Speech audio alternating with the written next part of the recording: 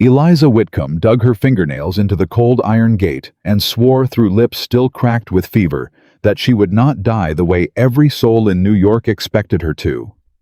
Her husband of 6 hours had already turned his horse toward the river road. He'd wed her at dawn to save his name and left her by noon on a cliff above the Hudson in a house folks called a grave before the door even shut. If you're riding along with me, drop the city you're watching from in the comments, subscribe, and stay clear to the end, because what this dying girl does next, no man in this story ever saw coming. "You'll be comfortable here," Nathaniel Harrow said. They were the first words he'd spoken to his wife in 3 hours of riding, and Eliza turned her head against the carriage cushion to look at the man she'd married that morning. "Comfortable," she repeated. "There's a woman kept on. She'll see to your meals." "And you?" He didn't answer. "I asked where you'll be, Mr. Harrow." "You should rest your voice." "My voice is the only thing this fever left me. I'll spend it how I like." She watched his gloved hands still and easy on his knee hands that hadn't once reached to steady her over the ruts. "You married me at sunup. It's not yet noon, and you've the look of a man already halfway out a door. So I'll ask again plain. Where will you be? Downriver. For how long? That's not your concern. I'm your wife 6 hours. When does a thing become my concern? A year 10. Or does a woman have to live that long first?" His jaw moved, but the stone held. She was learning the stone already, how he set his face when a word landed too near the bone. "You're tired," he said. "You keep telling me what I am. Tired, ill, weak. You've a whole list and not one word on it is wife." She let her head fall back. "Say it. Whatever it is you're not saying. I've had 3 doctors talk over my bed like I was already under it. I'd rather a cruel word to my face than a kind one behind my back." For a moment, she thought she'd broken through. Something crossed his eyes. Not softness, she'd decide later. Nothing so warm as that. Closer to a man checking a sum and finding it hadn't changed. "Rest," was all he said. She had learned a great deal about silence in the last 3 months. She'd learned it at her father's bedside when the doctors quit promising and started lowering their voices. She'd learned it in the parlor when the creditors came and her father wept, and the men looked at her the way men look at a chair they mean to carry off. And she'd learned it 3 weeks back when a stranger in a black coat came to the house and made an offer over her father's debts, and her father said yes before Eliza had finished coming down the stairs. "You're selling me," she'd told him that night. "I'm saving you. He's a Harrow Eliza, river money, old family. He'll settle every debt, and you'll want for nothing." He'll want for nothing. He gets grandmother's land, the riverfront. That's the whole of it, isn't it? Her father hadn't answered, and so she'd known. "Look at me," she'd said. "If you're going to hand me off to a man who won't meet my eye, at least you can meet it. Look at me, Papa." He couldn't. He'd stared at the fire and said, "He's promised to see you cared for. Whatever comes." Whatever comes. She'd understood him then. "You mean when I die? You've sold my grave along with the land, and you've found a man cold enough to dig it. That's not saving me, Papa. That's tidying me away."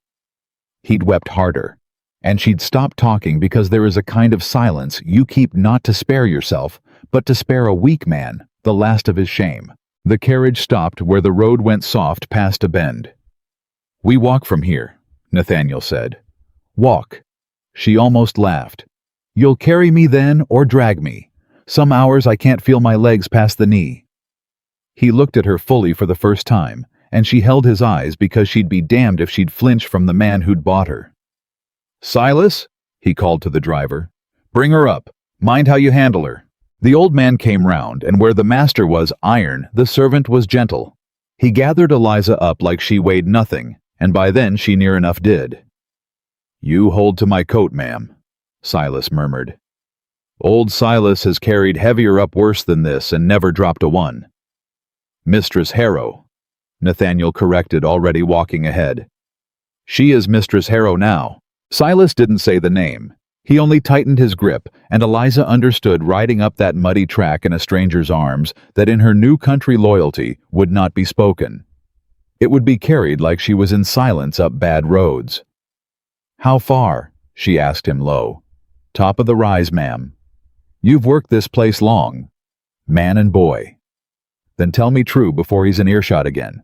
What am I being carried to? Silas's step hitched just barely. Ain't my place to say, ma'am. I'm not asking your place. I'm asking what a body ought to brace for. You've been kind to me, the only one all day. Don't turn cruel now with a kindness that's really a lie. The old man was quiet the length of 10 steps, then low enough that only she could hear. Brace for cold, ma'am. That's all I'll say, and it's more than I ought. Brace for cold.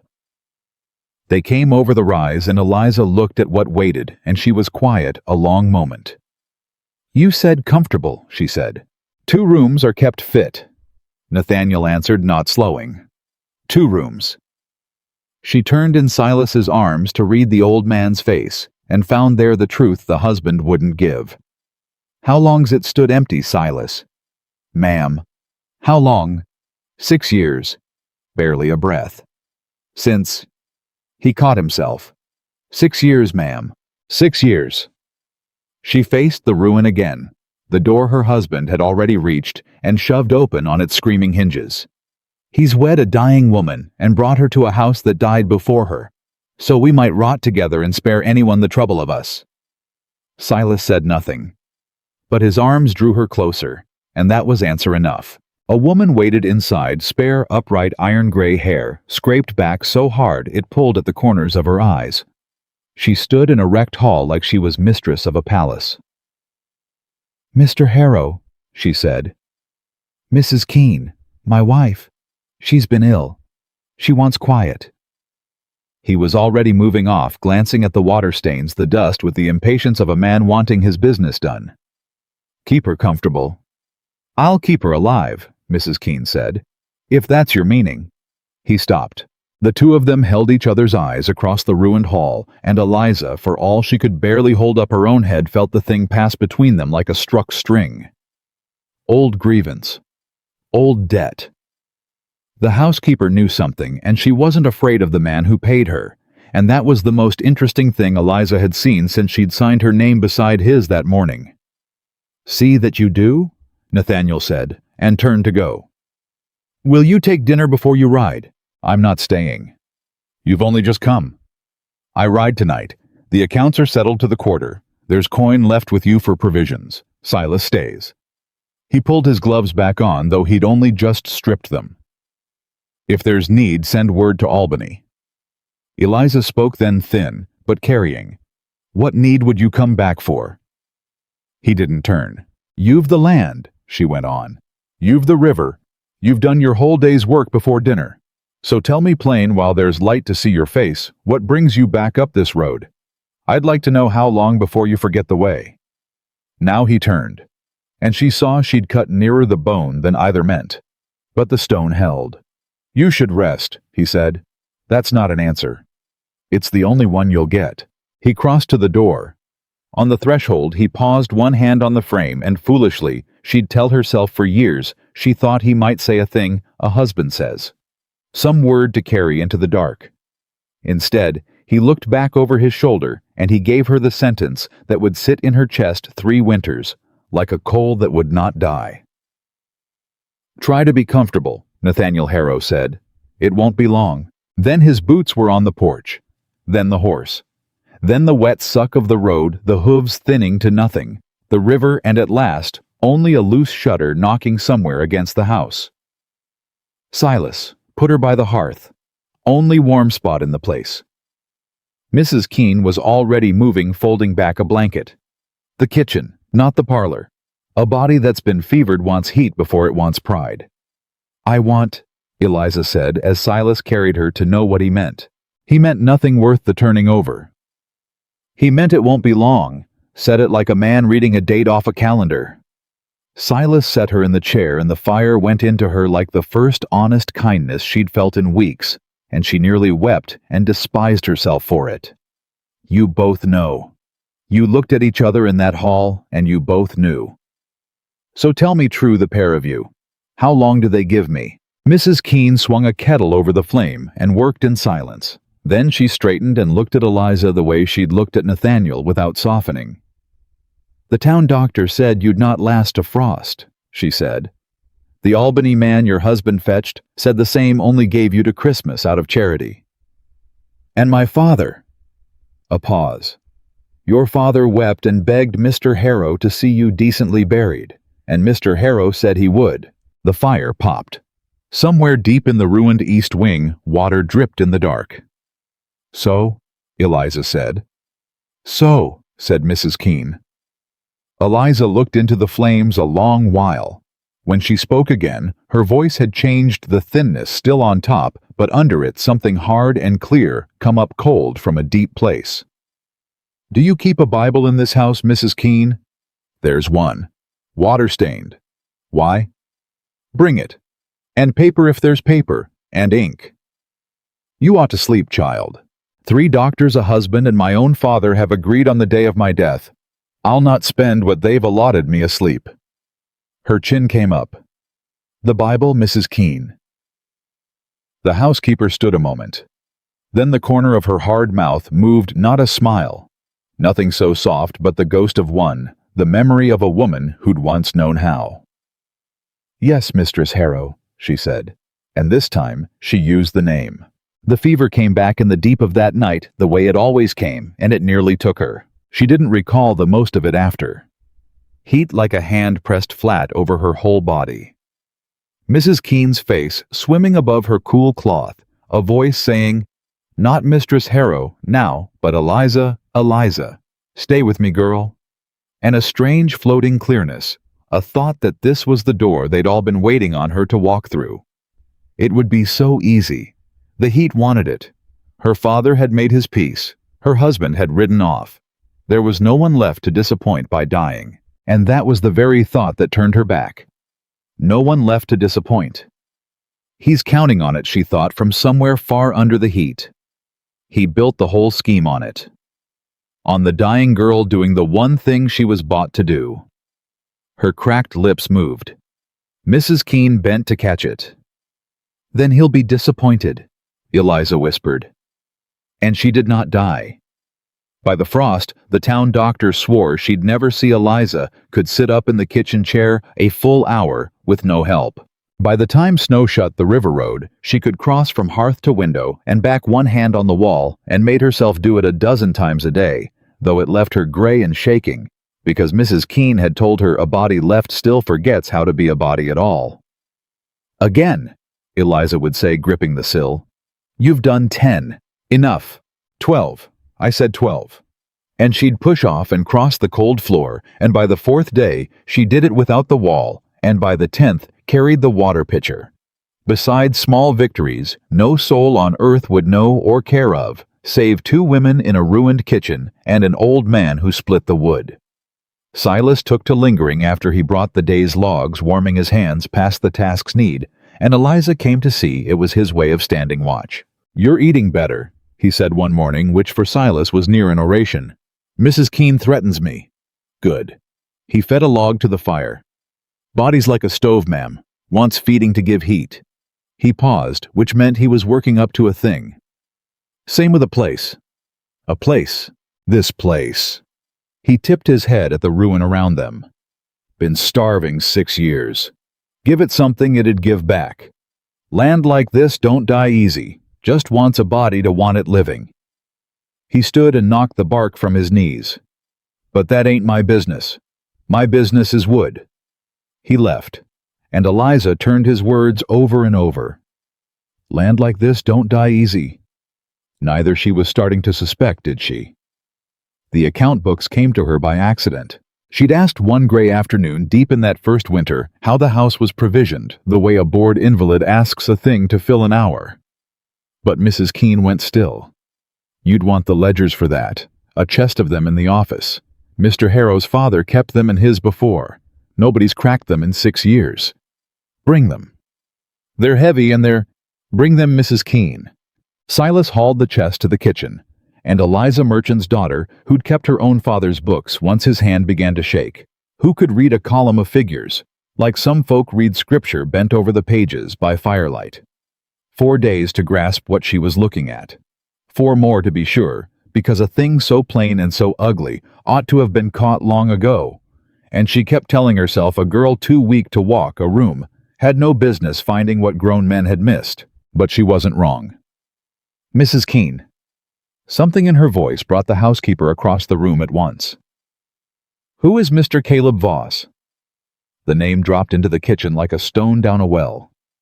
Mrs. Keene's hands never went still. "Where'd you hear that name?" "It's here, 20 times, 30. Eliza turned the ledger toward her. "Every quarter 6 years running a payment goes downriver to a Mr. C. Voss, against old debts, monies owed on the docking and carriage of goods. But this estate hasn't shipped a crate in 6 years. There's nothing to carry, nothing to dock. And yet every quarter clockwork this house pays a man for hauling goods that don't exist." She looked up. "Who is he?" Mrs. Keene sat. It was the first time Eliza had seen her sit without a task in her hands. "He owns the river," she said at last. "Not the water, the trade, the boats, the docks downstream, the warehouses in town. Anything moves on this stretch of the Hudson, it moves because Caleb Voss allows it at the price Caleb Voss names. And when my husband stopped coming, Voss saw an empty house with old family money still flowing through it, and he's been bleeding it, a little each quarter. Not enough that a clerk in Albany counting the whole Harrow fortune would ever squint at one river estate paying its old debts. But enough. Enough to keep this place too poor to ever open its eyes. Does my husband know? Your husband hasn't opened a Harrow's Rest ledger in 6 years. He signs what the Albany man sets before him, and the Albany man trusts the figures that come up from Voss, because who's here to say different?" She met Eliza's eyes. "Nobody. Not till you." Eliza sat very still. "There's a worse thing," she said quietly. "Worse than a thief. A thief who's careful." She ran her finger down the column. "Look how he does it. Every debt he charges was a real service once.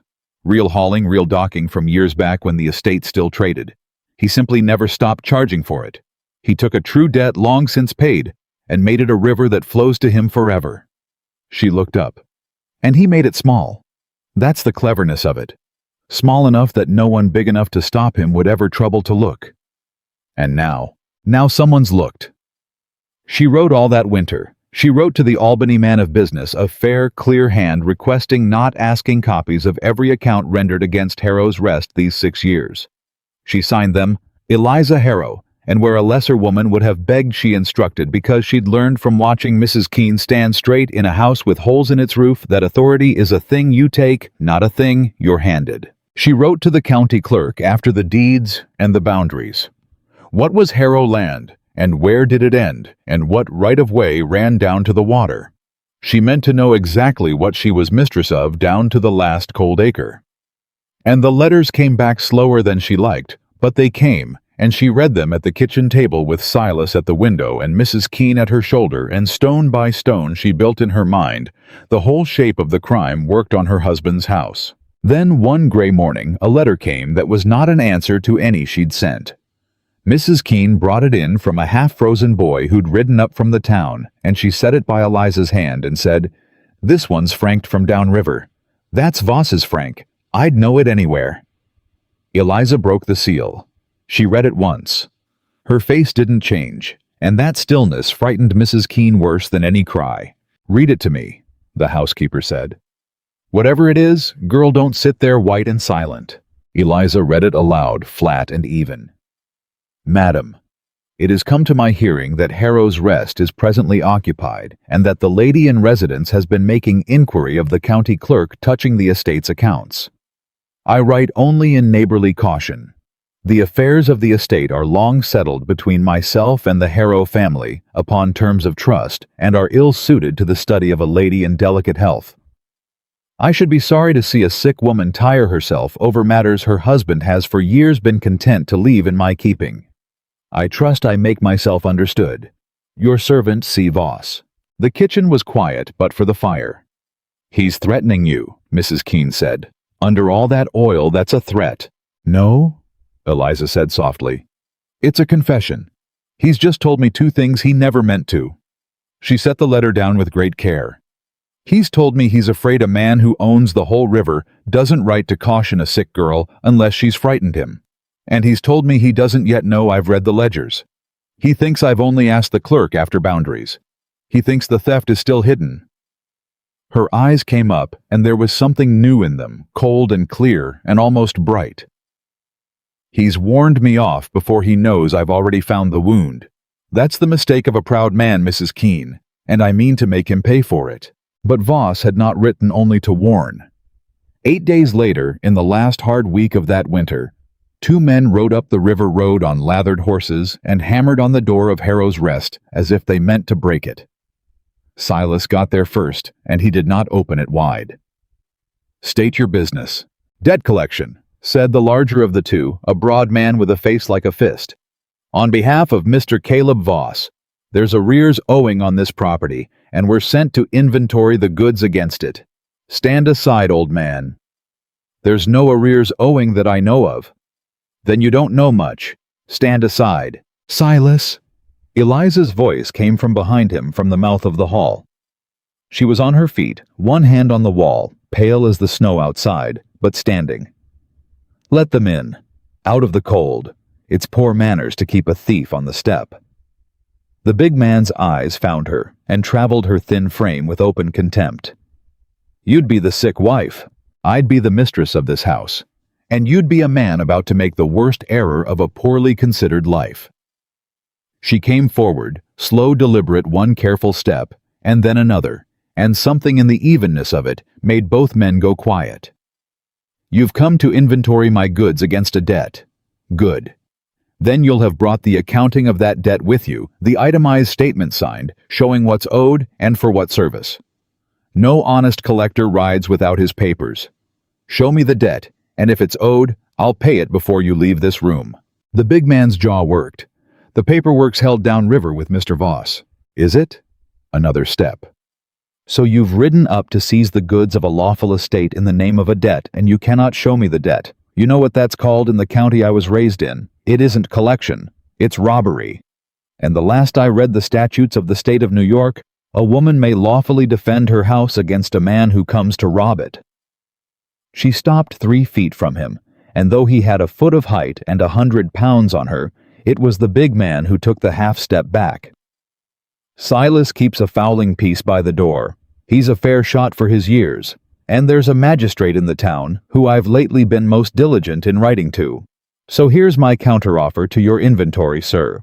You may ride back down to Mr. Voss and tell him his caution's been received and understood. And you may tell him that the next man who comes up my road to rob a sick woman had best bring his papers and a physician." For a long moment, the only sound was the fire and the wind. Then the big man spat on her floor, wheeled and shouldered out his silent partner behind him. The horses tore off down the road. Eliza stood until the sound of them was gone. Then her legs went all at once, and Silas caught her before she reached the boards. "Ma'am?" He eased her down. "Ma'am, you're shaking fit to come apart." "I know it." Her breath came in short pulls, and she was laughing faintly, terribly. "Get me to the fire before they see. Whatever else, don't let them see me shake." "You'll get yourself killed." Mrs. Keene said it that night, low and fierce, pressing a hot cup into Eliza's hands. "You face down 2 of Voss's men with an old fowling piece that hasn't fired in a decade, and a magistrate you've never met. If they'd called it, they didn't call it. They might have. They might. And I'd be dead, and I was to be dead by Christmas, regardless. So I've spent nothing I wasn't already told I'd lost." Eliza's hands were steady on the cup now. "You don't understand yet, either of you, and I need you to, because I can't do the thing that's coming alone. Every soul who's looked at me these 3 months has seen a woman with nothing left to lose and called it a tragedy. But a woman with nothing left to lose isn't a tragedy, Mrs. Keene. She's the most dangerous thing on God's earth. Voss has everything, the river, the trade, the town half in his pocket. He has everything to lose. And he just found out the corpse he's been robbing sat up and started keeping books." She sipped and looked at the fire. "I'd not trade my hand for his. Not for all his boats." Silas by the door took off his hat. He didn't speak, he rarely did. But he held it against his chest a moment, the way a man does at a graveside, or a wedding, at the great turnings a body's got no words for. Then he set it back and went out to see to the horses, and Mrs. Keene watched him go and said quiet, "He buried his own girl, you know. Silas did, years back. Fever like yours." She wasn't looking at Eliza. "He carried you up that hill the first day, and I saw his face, and I thought, Lord, don't do this to the old man twice." A long breath. "You lived. So now he's yours. Whatever comes. You understand what I'm telling you? You didn't just live for your own sake. You lived, and it woke something in this house that's been asleep 6 years, and there's no putting it back down now. You've made us hope. That's a cruel gift, girl, if you don't mean to see it through." Eliza set down the cup. "I mean to see it through," she said. "Every last acre of it." The thaw came late that year, and hard. The ice went out of the Hudson in a single roaring night, and Eliza, who could walk the kitchen's length now without stopping, who could climb to the good bedroom she still refused to sleep in, stood at the cracked front window and watched the great gray plates of it grind down toward the sea.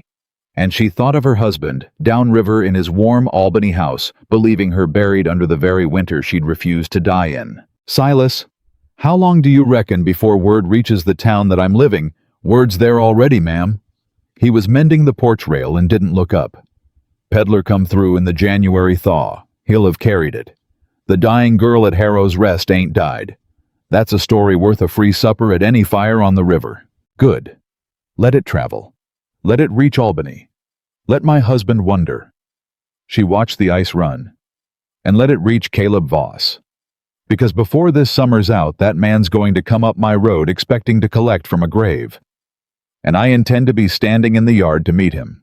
Silas set down his hammer. He looked at the thin young woman in the doorway, still pale, still slight, still a season from any doctor's promised grave, but standing on her own 2 feet in the house they'd carried her into, half dead, not a year gone. "Ma'am," he said, "when he comes, and he'll come, he won't come like those 2 did. He won't come loud. Voss don't lose his temper. That's what makes him what he is. He'll come smiling. He'll come with papers of his own and lawyers and half the town owing him a favor. Facing down his hired men, that was the easy part. It's the smiling I'd have you brace for. Then we'd best be ready to smile back." She came out onto the porch into the first thin warmth off the river and stood beside the old man, looking down at the water that ran high and free and full of broken ice. "You said this land don't die easy. Let's find out if you're right. Come spring, I want the orchard cleared. I want to know which trees are dead and which are only sleeping. I want the dock looked at every board, and I want to know what it'd take to make it hold a boat again. That's a deal of work for 4 hands and a sick girl. Then we'll find more hands. There are tenant families on this land who haven't been paid a fair wage in 6 years because Voss has been drinking the estate dry. I mean to change that. A man works my land, he'll eat, and his children will eat, and he'll be paid in coin and not in promises." She turned to him. "You told me a place wants feeding to give heat. So we'll feed it, every acre. And when it gives back, when there's smoke in the chimneys and boats at the dock and grain in the barns, then let Caleb Voss come up my road smiling. Let my husband come too.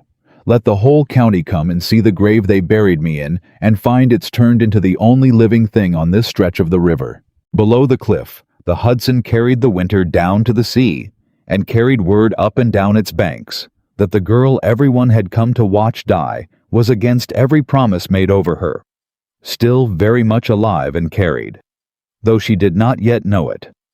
On a flat-bottomed trade boat, working slow up from the town, a man in a good coat and no temper at all come at last to see for himself the corpse that had begun to keep its own books. The trade boat came up on a morning so bright the whole river threw the sun back like a sheet of hammered tin, and Silas saw it first from the dock and came up the slope faster than an old man ought to move.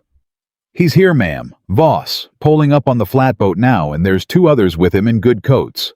Eliza was at the kitchen table with the ledgers open and a fresh letter half written. She did not look up at once. She finished the line she was writing, blotted it, and only then set down her pen. "How does he look?" "Comfortable," Silas said. like a man come to collect rent off his own porch. Good. She stood one hand flat on the table until her legs decided to hold her. Then he doesn't know yet. Mrs. Keene, the good cups. We'll give Mr. Voss tea. A man expects to be feared. He never knows what to do with a woman who pours. Mrs. Keene went pale. You mean to let him in? I mean to let him think he walked in. There's a difference, and by the time he learns it, it'll be too late for him to care. She smoothed the front of a dress that hung loose on her still. Both of you hear me now because I'll only say it once. Whatever that man says in this house, however he smiles, whatever he threatens under the smile, neither of you speaks. Not a word. Let him think there's no one here but a sick girl and 2 frightened servants. Let him underestimate the whole of us. It's the only weapon we've got that he can't buy, and I mean to spend it slow. Caleb Voss came up the walk without hurry. A big, soft-moving man in a coat that cost more than the estate had seen in a year, and he took off his hat at the door like a caller, and he smiled. Mistress Harrow. He had a warm voice, warm as a banked stove, and every bit as much of a thing you could burn your hand on. Forgive the intrusion. I'd heard the sad news of the house and thought to pay my respects, and here I find the lady of it up and walking. Why, that's a resurrection worth the trip alone. Mr. Voss. She did not offer her hand. I'd know your voice from your letter. Won't you sit? Mrs. Keene's bringing tea. You're kind. He came in and his 2 men came behind him, and his eyes went round the ruined room, the way a man reads a column of figures quick and pricing everything. Kinder than the house deserves, I'd say. Lord, but it's fallen. I remember when Harrow's Rest was the finest seat on this stretch of water. Breaks a man's heart to see it so low. Does it? Eliza said and poured. It does. Which brings me to my errand, and I'll be plain, for I think you're a plain-spoken woman, and I respect that. He took the cup she offered and did not drink from it. There are debts on this estate, ma'am. Old ones. Docking carriage moneys advanced in leaner years. Your husband and I have had an understanding on them a long while, a gentleman's understanding, quiet and comfortable to us both. But I hear you've been at the county clerk and writing letters up and down the river, and it worries me. A sick woman ought not tire herself with a man's business. So I've come up personal out of neighborly feeling to set your mind at ease. Let the accounts be as they've always been. Leave them to me, and you rest and get well and think no more on it. The kitchen was very quiet. Mrs. Keene stood by the hearth with her hands knotted in her apron. Silas by the door had gone still as a fence post. Eliza sipped her tea. That's a generous offer, Mr. Voss, she said. To carry a burden so I needn't. Truly. And I'd take it, I think, if it weren't for one small thing troubling me, and perhaps you can set my mind at ease on it as neighborly as you've come. Anything in my power, ma'am. The docking and carriage.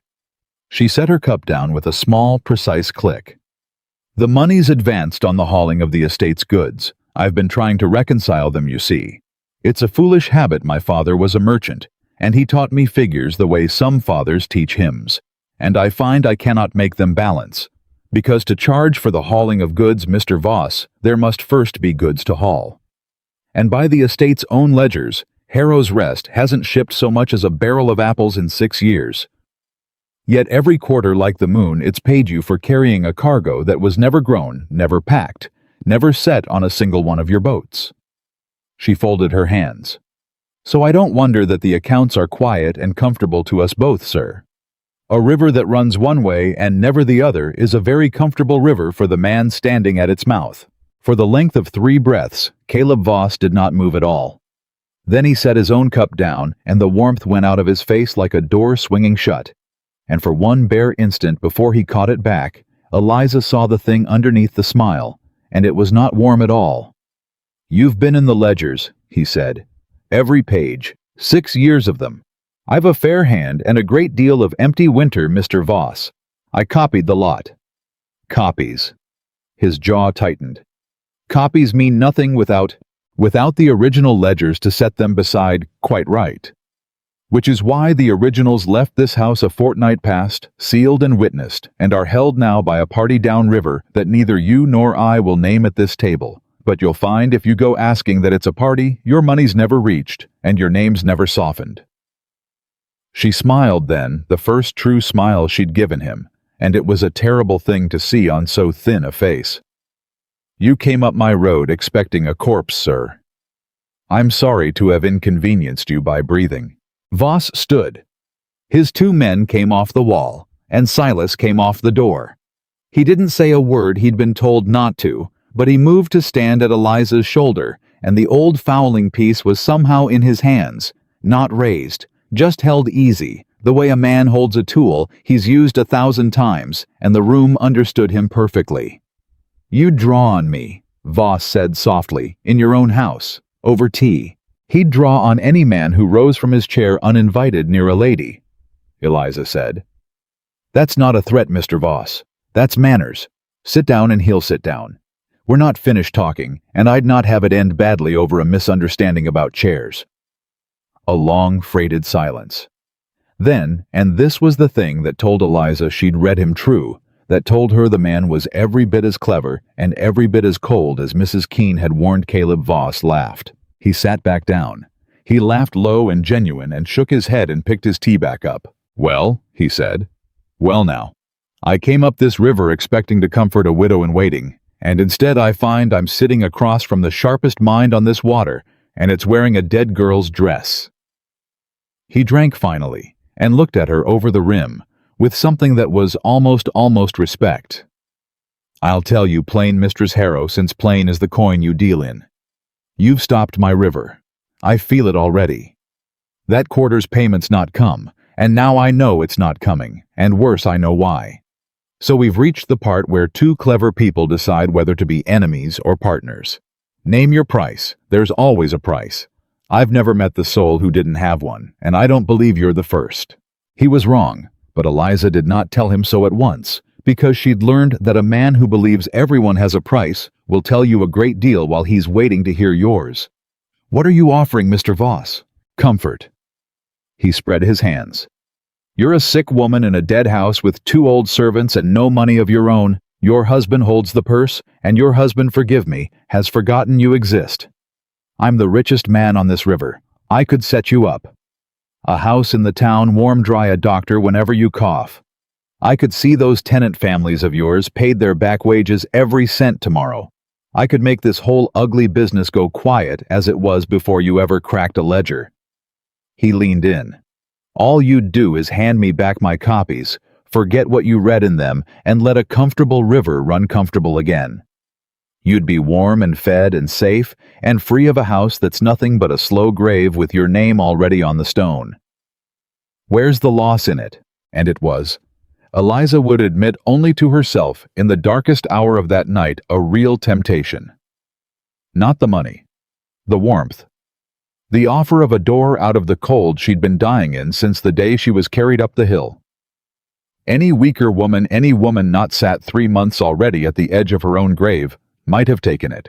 "You've near talked me into it," she said. "You're good, Mr. Voss. You found the tender place quick, the tenants their back wages. You saw I'd care about that more than about myself, and you set it on the scale to tip me." She stood slow, and crossed to the window, and stood with her back to him a moment before she turned. "But you made one mistake, same as you made in your letter.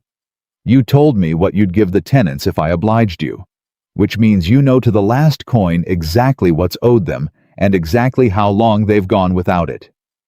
You've had the power to pay those families for 6 years, and you've kept it in your pocket to spend on a day like this one to buy a woman's silence with money that was never yours to begin with." Her voice did not rise. It went quieter and colder, and it filled the room more than a shout would have. "That's not an offer, sir. That's a confession with a bow on it. And I don't sell people. Not tenant families, not myself. My own father sold me for less than you're offering, and I've spent all winter learning to forgive him for it. I'll not turn round and become the thing that broke my heart." Caleb Voss set down his cup a final time and rose, and this time Silas let him, and this time there was nothing warm left anywhere in the man at all. "Then we're enemies," he said. "I'm sorry for it. I don't say that to frighten you. I can see frightening you is wasted breath. I say it because it's true, and because you seem a woman who values a true thing." You've made an enemy of the man who owns the water your whole estate lives or dies by. Every board you'd bring up this river, every sack of grain you'd send down, comes past my docks and my men and my prices. You can keep your ledgers and your copies and your righteousness, ma'am. I'll keep the river, and we'll see, come autumn, which of us eats." He put his hat on. "Good day to you. Rest well. You'll need your strength." He was gone down the walk before Eliza let herself sit. And this time when her legs went, she was already in the chair, and only Mrs. Keene saw how her hands shook, and Mrs. Keene said nothing. Only put another cup of hot tea into them, and folded her own worn fingers over the girls until they stilled. "He'll ruin us," Mrs. Keene said that night. "You heard him. Everything goes past his docks. He'll not let a single board of ours through, nor a single sack out. We can rebuild every inch of this place, and it'll rot at the waterline if we can't ship what it grows." I heard him. Eliza had the county clerk's letters spread before her again, the deeds, the maps of the boundaries. "He wants me to hear him. He wants me to lie awake seeing his docks. So let's not do him the favor." She tapped the map. "Silas. This right-of-way. The old one, the low road that runs along the north bank down to the county landing. Is it still passable?" Silas came and looked. "Barely. Growed over. Ain't been used since before Voss's time. Folks stopped using it when his docks come in on account of his were closer, and his prices was fair back then before he had the whole river in his fist." He frowned. "You're thinking to haul overland, round his docks entirely down to the county landing. I'm thinking the county landing is public, Silas. It's the state's, not Voss's. A boat can put in there and no man can stop it or price it. If we can get our goods to that landing, we're past him. We don't need his river. We only ever needed a road. That road's near 4 Mile of Ruin, and the county landing's a good deal further downstream. It'd be twice the labor and half the ease of Voss's dock right below us." "It would?" She looked up. "But it'd be ours. And when Voss comes to autumn expecting to find us choked at his docks with a harvest we can't ship, he'll find our goods went round him on a road his grandfather forgot. There's a particular kind of ruin, Silas, that comes to a man who's grown so sure he owns a thing that he never notices. The world found a way around him." She rolled the map. "Clear the north road, quiet and slow a little at a time, so no word of it reaches the town. Let Voss go on picturing us penned. The day he learns different, I want it to be too late to matter." They cleared the orchard first, because the orchard could be worked in early spring, while the north road was still too soft for hauling. And it was there, 3 days into the clearing, that the first tenant came. His name was Amos Trundle, and he came up the row of dead-looking apple trees, with his hat already in his hands, a lean, weathered man with 2 boys trailing him, and he stopped a good 10 feet off, as if he weren't sure of his welcome. "Mistress Harrow." He worked the hat brim. "Beg pardon, we're my family holds the low 40 down past the creek. Trundle's been on Harrow land 3 generations. He swallowed. "We heard you was clearing the orchard. Heard you was—" He stopped, started again. "Heard a good many things, ma'am, and didn't credit the half. But I've come to see for myself, and to ask plain as I'm able, is it true you mean to work this land again?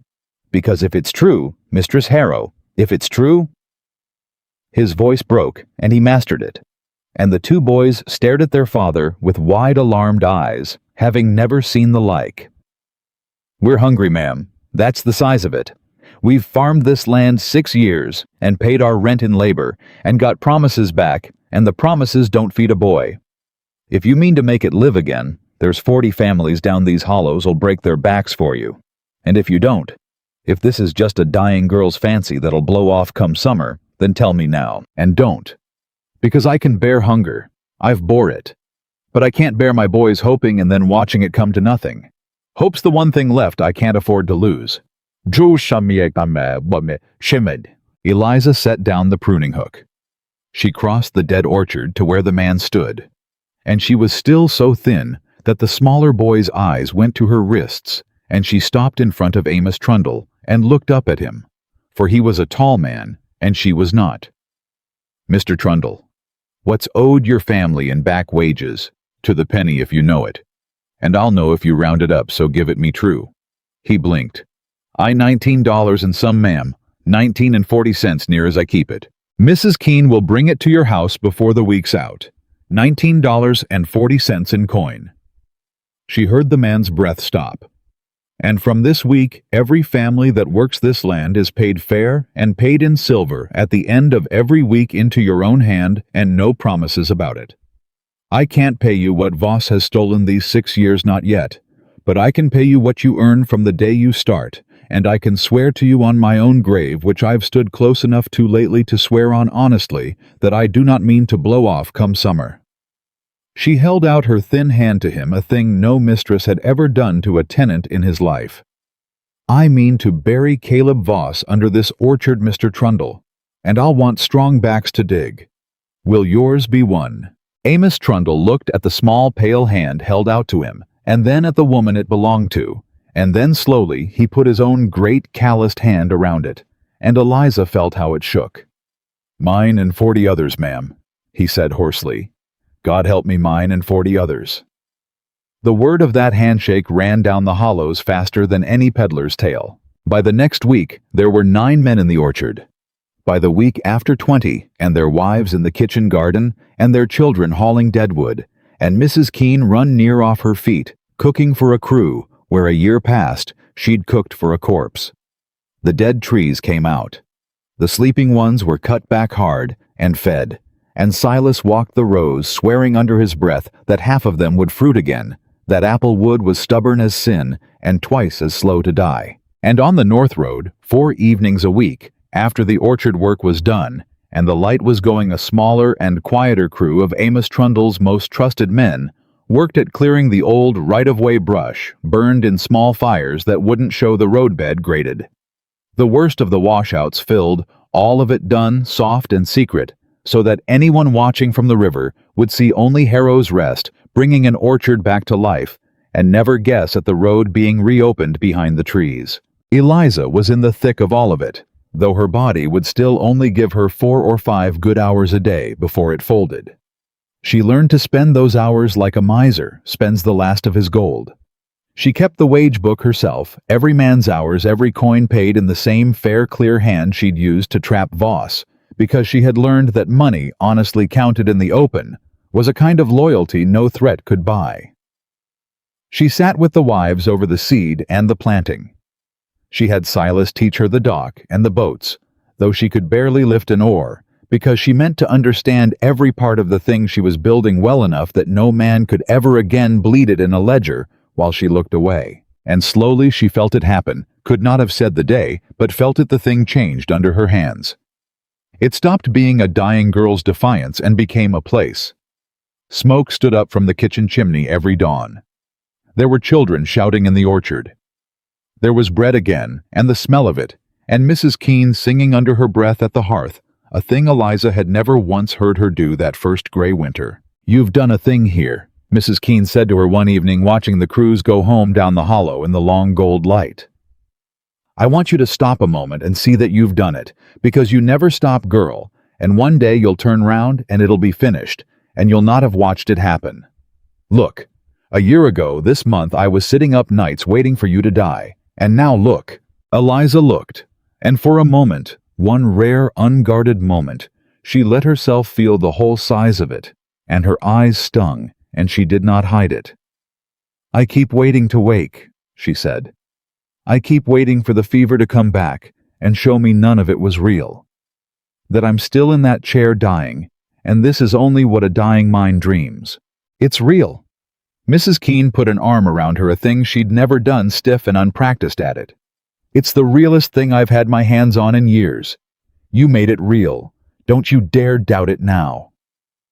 But even as the place came alive, Caleb Voss was not idle, and Eliza never once let herself forget it. He struck first not at her, which she'd braced for, but at the tenants, which she had not. It came in the shape of a rumor carried up the hollows, the same way her own good news had traveled, that Mistress Harrow's silver was borrowed money, that the estate was mortgaged to the hilt, and past it, that come the debts falling due, the whole place would be sold off under the tenants' feet, and every family that had trusted her would be turned out onto the road with the winter coming, and nothing to show for a summer's labor but a fool's hope. The rumor was specific. It named figures. It named a date. It had the awful weight of a thing that sounded like it came from someone who'd seen the papers, and she watched it work. She watched Amos Trundle come to her with his hat in his hands again, but different this time, ashamed of himself for coming and unable not to. "I don't credit it, ma'am. I want that said first. But the men are asking, and a man with hungry children, when he hears his wages might be built on sand, he can't help but ask, ma'am, even knowing it shames him." Is it true? Is the place mortgaged? Are we building a summer's work on a thing that'll be sold out from under us come the fall? And Eliza saw with a cold clarity exactly what Voss had done and how good it was. He had not attacked her strength.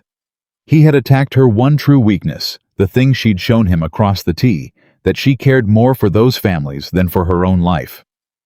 He had found the love in the middle of her and turned it into the wound. "Mr. Trundle," she stood. "Get the men, all of them, and their wives and any soul on this land old enough to understand plain words. Bring them to the yard tomorrow at noon. I'll not answer this rumor to you alone in a doorway, to be carried down the hollow and changed in the telling. I'll answer it to every one of them at once with the papers in my hand in the open where a lie can't live. Tell them to come. And tell them to bring their doubts with them and not leave a one at home. I want every fear in that yard tomorrow so I can kill it where it stands." They came. All of them, 40 families, and more filling the yard at noon under a hard, bright sun, and Eliza stood on the porch step where they could all see her still so slight that the men in the back had to be told by the men in front that yes, that was her, that was the mistress. And she did not make a speech. She had thought in the night about making a speech, and had decided against it because a speech was what a guilty person made. Instead, she held up a sheaf of papers. "These are the deeds to Harrow's Rest," she said, and her thin voice carried further than anyone expected, the way a struck bell carries. "Every acre, free and clear. There is no mortgage. There has never been a mortgage. I've had the county clerk himself write to confirm it, and his letters here among them under his own seal, and any man who can read is welcome to come up these steps and read it, and any man who can't, I'll read it to him slow and twice." She let that sit a moment. "Now, you've all heard a story this week, that the silver's borrowed, that the place'll be sold from under you, that you're fools to have trusted me. And I know where that story came from, and so do you, because there's only one man on this river who profits from you being too afraid to work. I could stand here and call him a liar. But I'm a merchant's daughter, and my father taught me that you don't answer a lie with a louder voice. You answer it with a ledger." She held up the wage book. "Every hour any one of you has worked is in this book. Every coin I've paid is in this book. Come up and check it against your own memory of your own pay. If I've cheated a single one of you of a single cent, find it, name it, and I'll pay it double on the spot and beg your pardon before all your neighbors." She lowered the book. "That's the difference between me and the man who sent that rumor down your hollows. He deals in fear because fear's cheap and it travels for free. I deal in coin counted in the open, where you can all see it. He wants you afraid so you'll stop working, and this place'll fail and prove him right. So I'll ask you plain the same as I asked Amos Trundle in the orchard. Are you going to let the richest man on this river frighten you out of the first fair wage your families have seen in 6 years? Or are you going to go home and sleep and come back tomorrow and finish the thing we started and let him choke on the sight of it?" For a moment, nothing. The hard sun, the shuffle of feet, 40 families weighing a lifetime of learned fear against a pale girl and a wage book. Then old Amos Trundle turned around to face them all and put his hat back on his head and said in a voice gone rough, "I've read that wage book with my own eyes. It's honest. She's paid me honest since the first week when nobody's paid me honest in 6 years. I don't know about the rest of you, but I know who's fed my boys this summer, and it ain't Caleb Voss." He turned back to the porch. "We'll be here tomorrow, Mistress Harrow. Sun up. The whole low 40. And a second man said it. And a third. And it moved through the yard like the thaw had moved through the river, and Eliza stood on the step and held the wage book to her chest, and did not let them see, would not let them see. But Mrs. Keene saw standing in the doorway just behind her, saw the girl's shoulders shaking, and stepped up quiet, and put a steadying hand against her back, where the crowd couldn't mark it, and murmured, "Hold, girl, just till they're down the road, then you can fall down and I'll catch you. But hold now." And Eliza held. Voss's rumor died in that yard, and Eliza knew he'd feel its dying, and she knew what it would cost her. "He'll not try the same twice," she told Silas and Mrs. Keene that night, spent past speaking, almost her voice a thread. "He's too clever. He tried fear, and it broke on the wage book, so he'll not use fear again. He'll use force, or he'll use the law, and I'd rather he used force, God help me, because I've a road he doesn't know about, and 40 men who've just chosen me over him, and against force I might stand. But if he uses the law—" She stopped. "He owns half the county's paper. Judges owe him. The magistrate I threatened his men with, I've since learned, has supped at Voss's table more than once. If Voss comes at me through a courthouse, all my honest ledgers might not be enough, because an honest ledger's only worth the honesty of the man who reads it." "Then what do we do?" Mrs. Keene asked. "We finish the road." Eliza pushed herself up straighter by main will. "We get one harvest, just one round Voss's docks, and down to the county landing, and sold at a fair price in an open market where he can't touch it. Because the day I can show this county that Harrow's Rest can live without Caleb Voss's river, the day the tenants see their grain go to market and come back as silver in their own hands, with no toll paid to that man, his power over this water breaks. Not all at once, but it cracks. And other men will see the crack and start to wonder if they need his docks either. And once men start wondering that he's finished however many judges he sups with. It all turns on one harvest. One boat at the county landing. That's the whole war in the end. Everything we've done, everything we've still to do, it's all to get one honest harvest past that man's river." She sank back. "So we finish the road, and we pray to God the apples come in before he finds another way to stop us."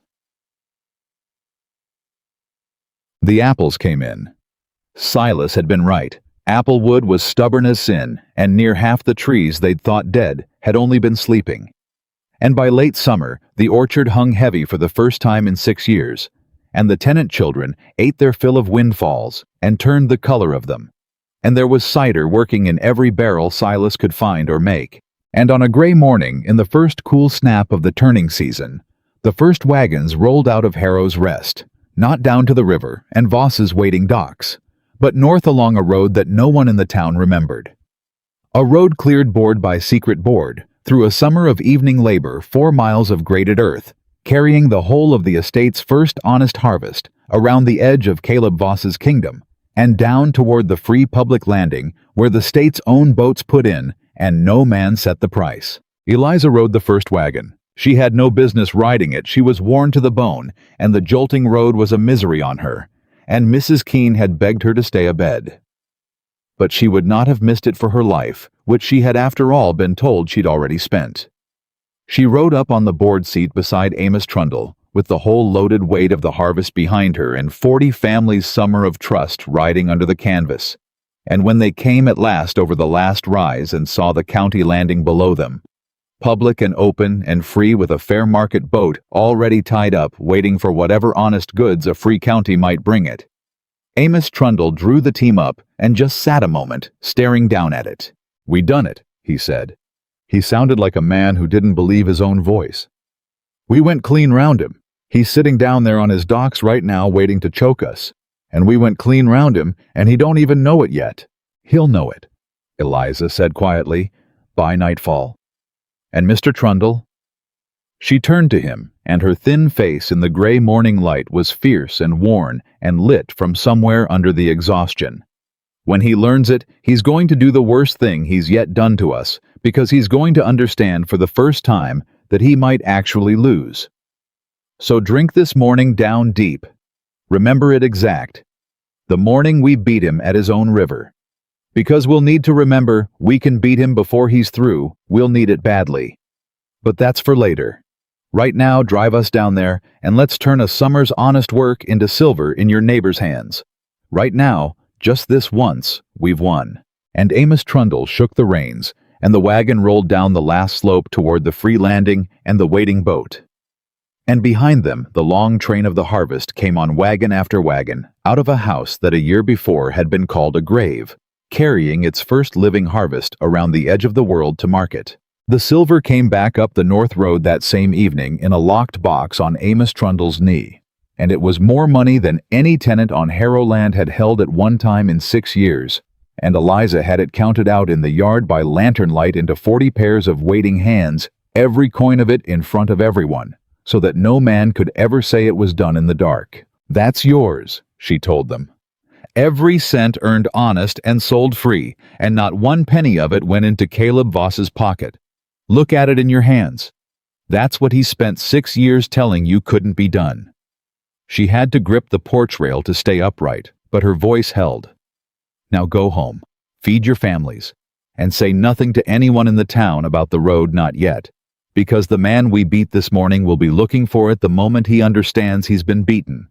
Let him look. Let him wonder. We'll not hand him the answer for free." They went home rich by their own measure, and quiet by her instruction, and Eliza let Silas carry her inside, because her legs would no longer pretend, and Mrs. Keene put her to bed by the kitchen hearth, where she still slept by choice. And for one night, Harrow's Rest slept the sleep of a place that had won. It did not last the week.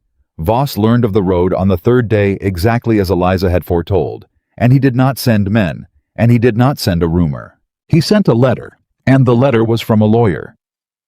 Mrs. Keene brought it in white-faced, and Eliza read it twice at the kitchen table with the same stillness that had frightened the housekeeper once before, and when she set it down, her hand was steady, but her face had gone a shade paler than the fever had ever left it. "Read it to me," Mrs. Keene said. "You always go quiet when it's worst. Read it. It's a notice of suit." Eliza's voice was flat and careful. "Filed in the county court 3 days hence. Mr. Caleb Voss plaintiff against the estate of Harrow's Rest. He claims the debts I refused to pay him, the docking, the carriage, 6 years of it, as a lawful obligation of the estate. He's suing me for the money I stopped paying. $2,000, and change with interest and costs." She looked up. "And he's asking the court, until the matter's settled, to place a lien on the estate. Which means, Mrs. Keene, that from the day he files, I cannot legally sell so much as an apple off this land without the court's leave. The harvest we haven't shipped yet. The cider. All of it. Frozen. He can't take the road from me, so he's going to try and take the market." Silas had come in from the door and stood listening, and his face was grim. "He can do that sue for money he stole. He can file it. The theft is real, but it's hidden in 6 years of ledgers that a busy county judge would need a week and a merchant's eye to untangle. Voss is betting the judge won't take that week. He's betting the judge sees a rich, respected riverman owed money by a strange sick woman who married in and stopped paying her husband's debts. He's betting the court sees me the way everyone's seen me since the beginning." Her jaw tightened. "A woman who ought to know her place and lie down. Then we get your husband." Mrs. Keene said it hard. "It's his estate, his name on the deed under yours, his debts they're calling due. Voss is suing over money owed by the Harrow family, and there's a Harrow sitting warm in Albany who could put a stop to this with one letter. Write to him. Make him come." And there it was, the thing Eliza had not let herself think on in 8 months of not thinking on it, laid on the table between them. "No," she said. "Eliza, I said no." Her voice cracked the first time it had cracked in front of them since the fever. "That man left me on this cliff to die and rode off before the church bells stopped. He has not written. He has not sent so much as a line to ask whether I'm in the ground he expected me in. And you'd have me crawl to him now, 'Nathaniel, please come save your dying wife from the big bad riverman,' and hand him the whole of it wrapped up so he can ride in and set it right and be the hero of a house I bled to build while he warmed his feet in Albany." She was shaking now, and it was not weakness, it was fury. "I built this without him. 40 families trust me, not the name on the deed. If I run to my husband the moment it turns hard, then everything Voss ever said about me is true. That I'm just a sick woman playing at a man's business, and the second it gets real, I'll need a man to fix it. I will not. I'll stand in that courthouse myself. You'll lose, Mrs. Keene said quietly. Alone against Voss's lawyers, in Voss's county, in front of Voss's judge child, you'll lose and lose everything, and every one of those 40 families with you. Your pride is a beautiful thing, and it'll get them all turned out on the road. That struck home, and Eliza flinched from it, because it was true, and she knew it was true. Then help me find another way, she said low. Any way that isn't him.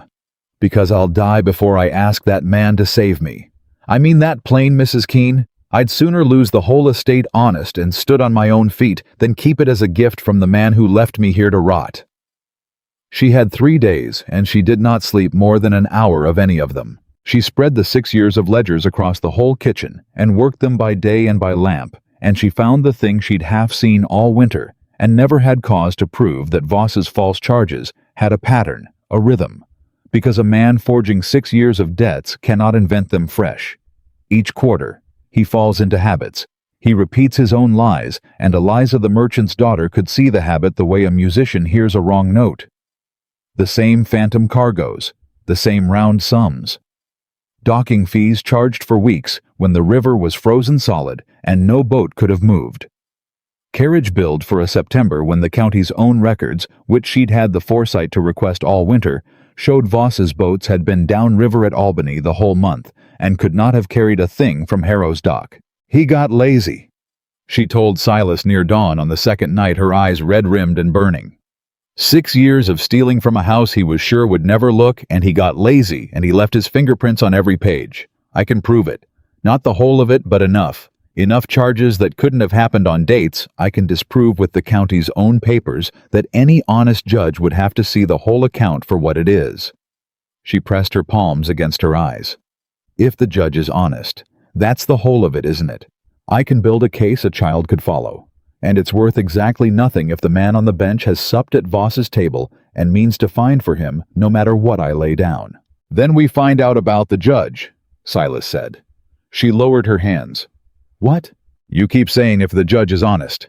So find out if he is, before you walk in there blind. The old man leaned forward. Ma'am, you've been fighting this whole war on paper 'cause paper's what you're strong at. But there's another kind of ledger in a county like this, and it don't get wrote down. Who owes who?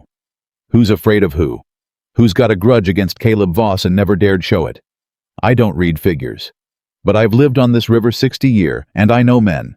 Let me go down to the town. Let me sit in the tavern and buy some cider and listen.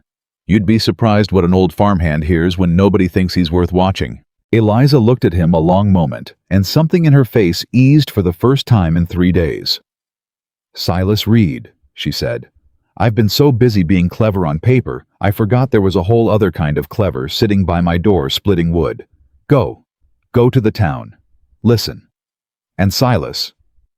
She caught his sleeve as he rose. Be careful. If Voss learns you're mine and asking questions, Voss don't know old Silas from a fence post, ma'am, he said, and for the first time in memory, the old man grinned. That's the beauty of being nobody your whole life. Nobody thinks to watch you. He came back the next evening with news that changed everything, and news that changed nothing, and Eliza would spend the night learning which was which. The judge, Silas said, hunched at the kitchen table with a mug he wasn't drinking. Judge Pryor. And here's the thing, ma'am, and it cuts 2 ways. He held up one gnarled finger. He's honest. Genuine honest, that's the word all up and down the tavern. Man can't be bought, they say, and Voss has tried, and it's a sore spot between them on account of Pryor ruled against one of Voss's shipping claims 2 years back, and Voss has hated him ever since. He held up a second finger. But, and here his face fell. Pryor's honest, and Pryor's proud, and he's a hard, old-fashioned man about the law and about women. Word is, he don't hold with a wife going against her husband's business, nor a woman standing up in his court to argue a man's suit. There was a widow last spring tried to defend her own late husband's shop against a creditor, and Pryor near threw her out, told her to fetch a male relation or a lawyer, that his courtroom weren't a place for a woman to be airing her family's money troubles. Silas shook his head. So, there's your judge, ma'am. Too honest for Voss to buy. Too proud to hear a woman out. You couldn't have drawn a worse one for your particular fight if you'd painted him yourself. The kitchen went quiet. Mrs. Keene set down the pot she was holding.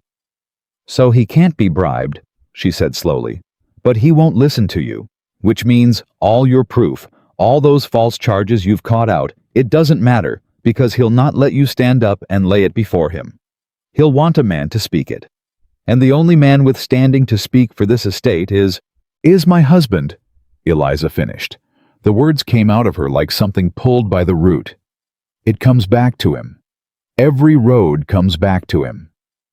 She stood and crossed to the window and stood with her back to them, her thin shoulders rigid. An honest judge who'd see the truth if a man laid it before him and won't hear it from me. Voss couldn't have known that when he filed, but God's given him the one judge in the state who'll ruin me for being a woman, even while believing me. She laughed, and there was no humor in it at all. The proof doesn't matter. The theft doesn't matter. All that matters is that the court won't hear the truth from the mouth I've got. I'd have to borrow a man's mouth to speak my own true words. And there's only one man in the world with the right to speak them. Then write to him. Mrs. Keene said, gentle now, no push left in it, only sorrow. I know what it cost you, girl. I do. But it's not just your pride on the scale now. It's Amos Trundle's boys. It's 40 families. Your pride against their winter. You've said yourself the whole war turns on getting the harvest to market, and Voss has frozen the market with this lien, and the only key to unfreeze it is a man's voice in that courtroom, and the only man is the one you'd sooner die than ask. She came and stood behind her. Sometimes the bravest thing isn't standing alone, child.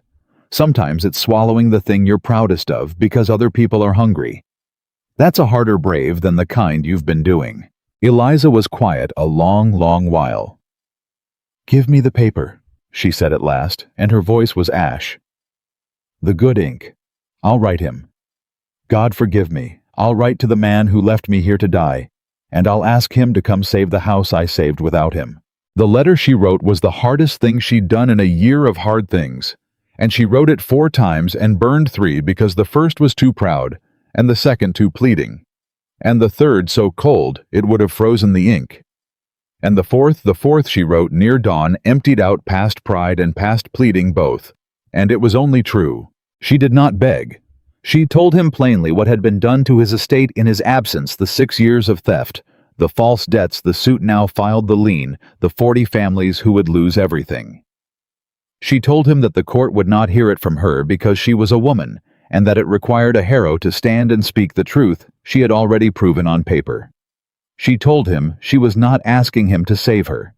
She was asking him to save the people who had trusted her, and that if he had any honor left under the coat he'd ridden off in, he would come and speak 8 minutes of truth in a courtroom, and then he could ride away again, and she would never trouble him for anything as long as she lived.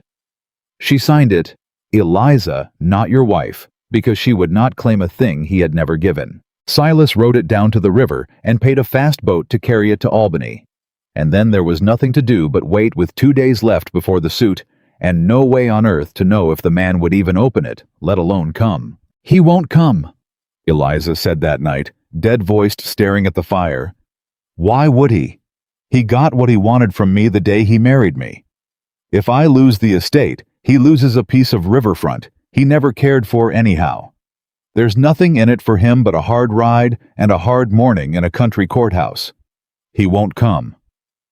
I've spent the last of my pride on a letter that man will read and set aside and forget, same as he set me aside and forgot.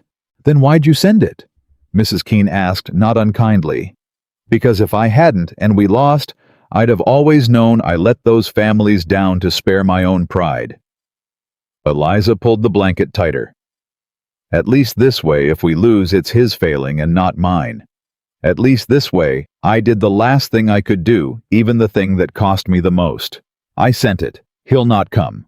But I sent it. But The morning of the suit came gray and cold, the first real bite of the turning year, and Eliza dressed in the best of her poor dresses and had Silas drive her the long miles to the county town. And Amos Trundle came behind in a wagon with a dozen of the tenant men, because they'd insisted.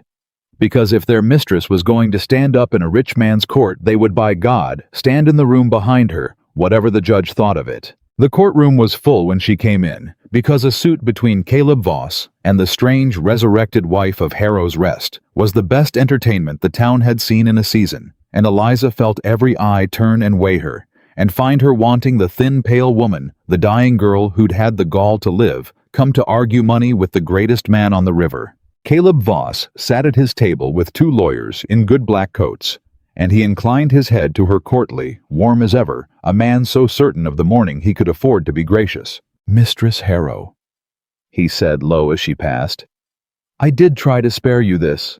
I offered you a warm house and a quiet life. You'll remember I offered." His eyes were not unkind, and that was the worst of it. "There's no shame in what happens next. You fought better than any soul on this river would have believed. But you're a merchant's daughter fighting a lawsuit alone in front of Judge Pryor, and I think you're clever enough to know how this ends.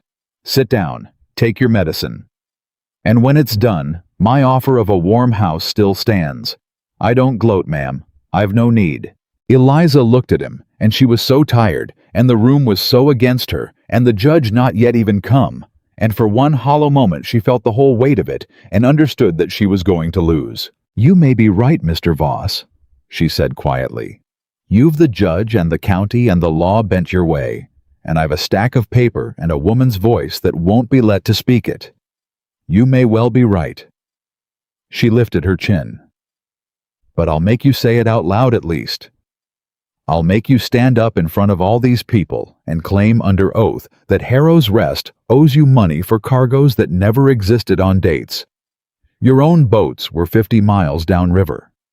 You'll win, perhaps, but you'll win it as a liar in the open, and everyone in this room will hear you lie, and some of them will remember.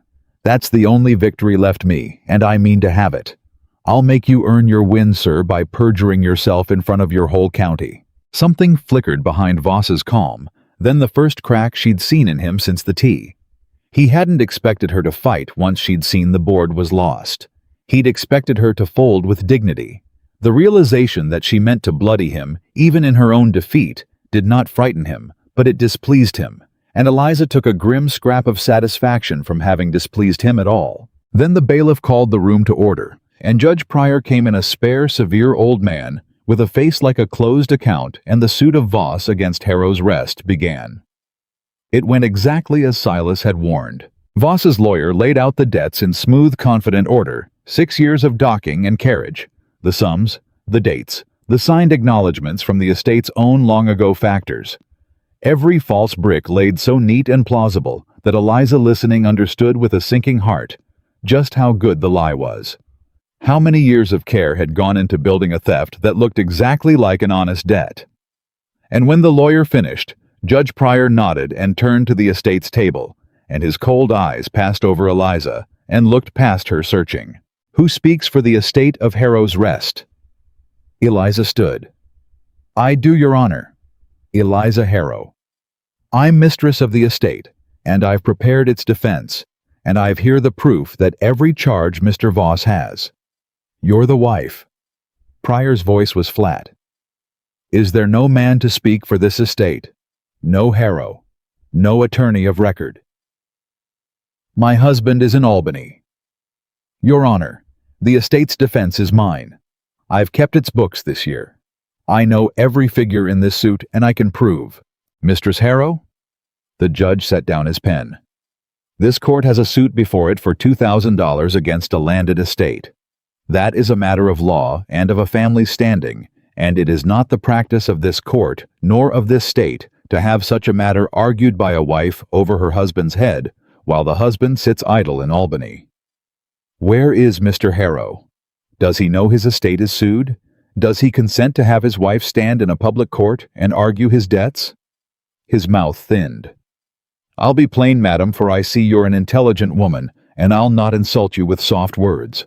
I don't doubt you've worked hard, but this is a courtroom, not a kitchen, and the law wants a proper party to answer this suit.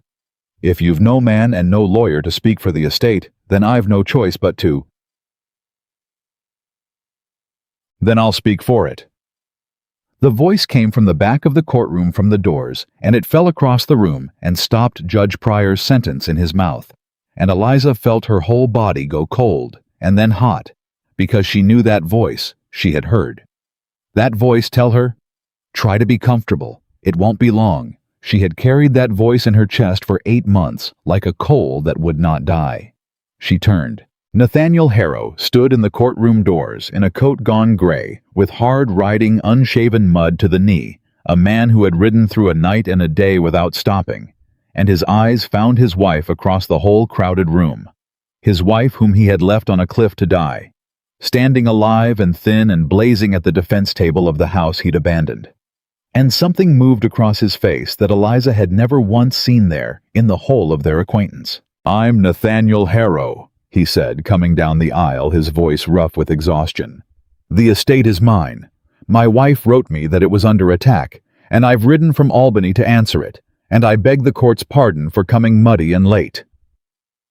He reached the front, and he did not go to Voss's side, and he did not take the defense from Eliza's hands. He stopped beside her at her table, and he sat down beside her, prepared papers, a hard leather case of his own. "I consent that my wife should speak. She knows this suit better than any man alive, myself included. And I'll stand at her side and lend her whatever standing this court requires a Harrow to lend. But the words will be hers, Your Honor, because she's earned them, and I'll not steal from her the one thing I've got no right to take." The courtroom erupted, and Judge Pryor hammered it down, and Caleb Voss's face, for the first time in the whole long war, went the color of ash. Eliza could not speak for a moment. She stared at the man beside her, at the mud and the exhaustion and the thing in his eyes she had no name for, and 8 months of fury and abandonment and grief rose up in her throat all at once and nearly choked her. "Why?" she said low, only for him. "Why are you here?" "Because you wrote," he said just as low. "Because I opened your letter, and I read what was done to that house in my absence, and I read what you'd built there half dead and alone while I—" His voice caught. "We'll speak of it after. Whatever you want to say to me after, I'll stand and hear every word of it, and I'll deserve all of it.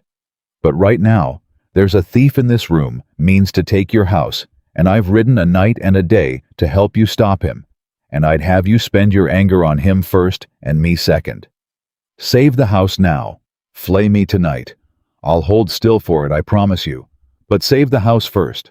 And Eliza, who had every right in the world to turn on him, to refuse his help, to send him back to Albany, and lose the estate on her own proud feet, looked at the thief across the room, and looked at the 40 families' representatives in the gallery behind her, and made the choice that cost her the last of her pride, but not 1 inch of her spine. "Sit down then," she said. "Sit and be quiet, and when the judge needs a Harrow to nod, you nod. But you're right about one thing. The words are mine." She turned to the bench. "Your Honor, my husband's here and he consents, and there's your proper party. Now will you hear the estate's defense put by its wife, backed by its master? Kikai." Judge Pryor looked from the muddy master to the thin mistress, and something in the old proud man shifted. Not softness, but a grudging recalibration. A hard, fair man, forced to admit that the form of his law had been satisfied, even if he didn't like the shape of it. "The estate has a Harrow to answer," he said slowly, "and the Harrow consents his wife should speak. I'll allow it, Mistress Harrow." And there was the ghost of warning in it, but the ghost of respect too. "You've your court, don't waste it. Make your defense." She made it. She had 3 days of sleepless preparation and a merchant father's training, and 8 months of righteous fury behind her. And she spent it all in the next half hour. And she did not waste a word. She did not attack Voss. She did what she'd told the tenants she'd do. She answered the lie with a ledger. She took the court through the false charges one at a time, and for each one she laid down the county's own records beside it, docking fees billed for a January. The river was frozen granite carriage charged for a September, Voss's own boats were logged at the Albany wharf, cargoes billed by weight that no orchard on earth could have grown in the years claimed. She was clear, and she was cold, and she was merciless in the particular way of a person who has all the truth on her side and has waited a very long time to say it out loud. And when she was done, she turned to Voss, and she asked him in front of the judge, in front of the county, in front of his own 2 lawyers gone stiff and gray beside him, the question she'd promised herself in the aisle. Mr. Voss, you've sworn to this court that Harrow's Rest owes you for the carriage of goods in September of the year 16. I hold the county harbormaster's log for that month. It shows your boats every one tied at Albany, the whole of September 40 miles downriver from my dock. So I'll ask you plainly under the oath you've taken, and I'll ask you to look at these good people while you answer. What goods did your Albany-bound boats carry from my dock that month? Name them. Or tell this court out loud that the charge was false. And Caleb Voss, the greatest man on the river, sat in the long, terrible silence of a proud man, watching 6 years of careful theft come apart in a sick woman's clean, clear hands, and found he had no answer. That was not a lie or a confession, and could give neither, and said nothing at all. The silence was the loudest thing the courtroom had ever heard. Judge Pryor let it stretch. Then he leaned forward, and his cold, old, honest eyes were fixed on Voss now, and there was a terrible quiet fury in them, the fury of a hard, fair man who has just understood he was very nearly made a tool of. Mr. Voss, the judge said, the court has asked you a question. The court is waiting. Your Honor, one of Voss's lawyers began, if we might have a recess to sit down. Pryor didn't raise his voice, and it was worse than if he had. I don't want your recess. I want your client to answer the lady's question, or I want him to withdraw his suit, and I'll give him 1 minute to choose between them, and I'll tell you honestly, sir, that the longer he sits there mute, the more this court begins to understand about 6 years of debts that were never questioned because there was never anyone at Harrow's Rest with the wit or the will to question them. He turned his terrible calm gaze back to Voss. Until now. Well, Mr. Voss, your goods for September, or your withdrawal. Caleb Voss was not a stupid man, and that was the thing that saved him from something far worse than losing. He understood in that silence that he had lost not just the suit, but the ground it stood on. That the moment he answered either way, the whole edifice of 6 years came down, and that an honest, furious judge was one wrong word away from turning a civil suit into a matter for the criminal court. And so, he did the only thing a clever, cornered man could do. He cut his losses at the exact instant before they became his ruin. Your Honor, Voss said, and his warm voice was steady, even now, even here, and Eliza had to grant him that his nerve never broke, on reflection, and in light of the irregularities the lady has raised, which I confess my own factors may have kept more carelessly over the years than I was aware. I believe the honorable course is to withdraw the suit. I'd not have this court's time wasted on accounts that want reconciling. I withdraw with the court's pardon, and I'll see the estate's books reviewed properly. He inclined his head, graceful, even in retreat. The lady's made her point. I'll trouble Harrow's Rest no further over these old debts. You'll trouble it no further over anything, Pryor said flatly. If this court hears so much as a whisper of you leaning on that estate's trade, its river passage, or its people, because I'll remember this morning, Mr. Voss, and I've a long memory and a short patience for men who use my courtroom to finish a robbery. The suit's withdrawn, the liens dissolved. The estate of Harrow's Rest is free to sell its goods where and how it pleases. His hard eyes went at last to Eliza and stayed there a moment, and something in them that was almost an apology. Mistress Harrow, the court kept you from speaking longer than it ought. The court was wrong too. You've defended your house better than most men who've stood at that table. Good day to you, madam. And a pause from a proud man who did not often say such things. Well fought. The gavel came down, and it was over, and the courtroom broke into a roar, and Amos Trundle and the tenant men were on their feet shouting, and Caleb Voss gathered his papers and his lawyers, and walked out through the noise with his head high and his warmth intact, and the whole river kingdom cracking under his feet, and Eliza Harrow stood at the defense table with the room spinning around her, and understood that she had won, that she had truly won, that the house was free, and Voss was broken, and the harvest could go to market, and the 40 families were safe. And then her legs, which had held her upright through the single hardest half-hour of her life, decided all at once that they were done. She felt herself go, and there was nothing she could do about it. The room tilting and graying at the edges, and an arm came around her before she fell hard and sure, and caught her and held her up. It was Nathaniel's. He held her up in front of the whole cheering courtroom, and she was too spent to push him away, and for one moment, one single unguarded moment, before 8 months of fury came flooding back. She let herself be held because she had been holding everything up alone for so long, and her body simply took the offered strength before her pride could stop it. Then she came back to herself and stiffened, and stood on her own, and stepped out of his arm. "Thank you," she said, formal cold, "for lending the estate your standing. It's done what was needed. You can ride back to Albany with a clear conscience now. You came when I asked. The debt between us is paid. Eliza." He didn't reach for her again, but he didn't move away either. "I'm not riding back to Albany. You've no reason to stay. The suit's won. The house is safe.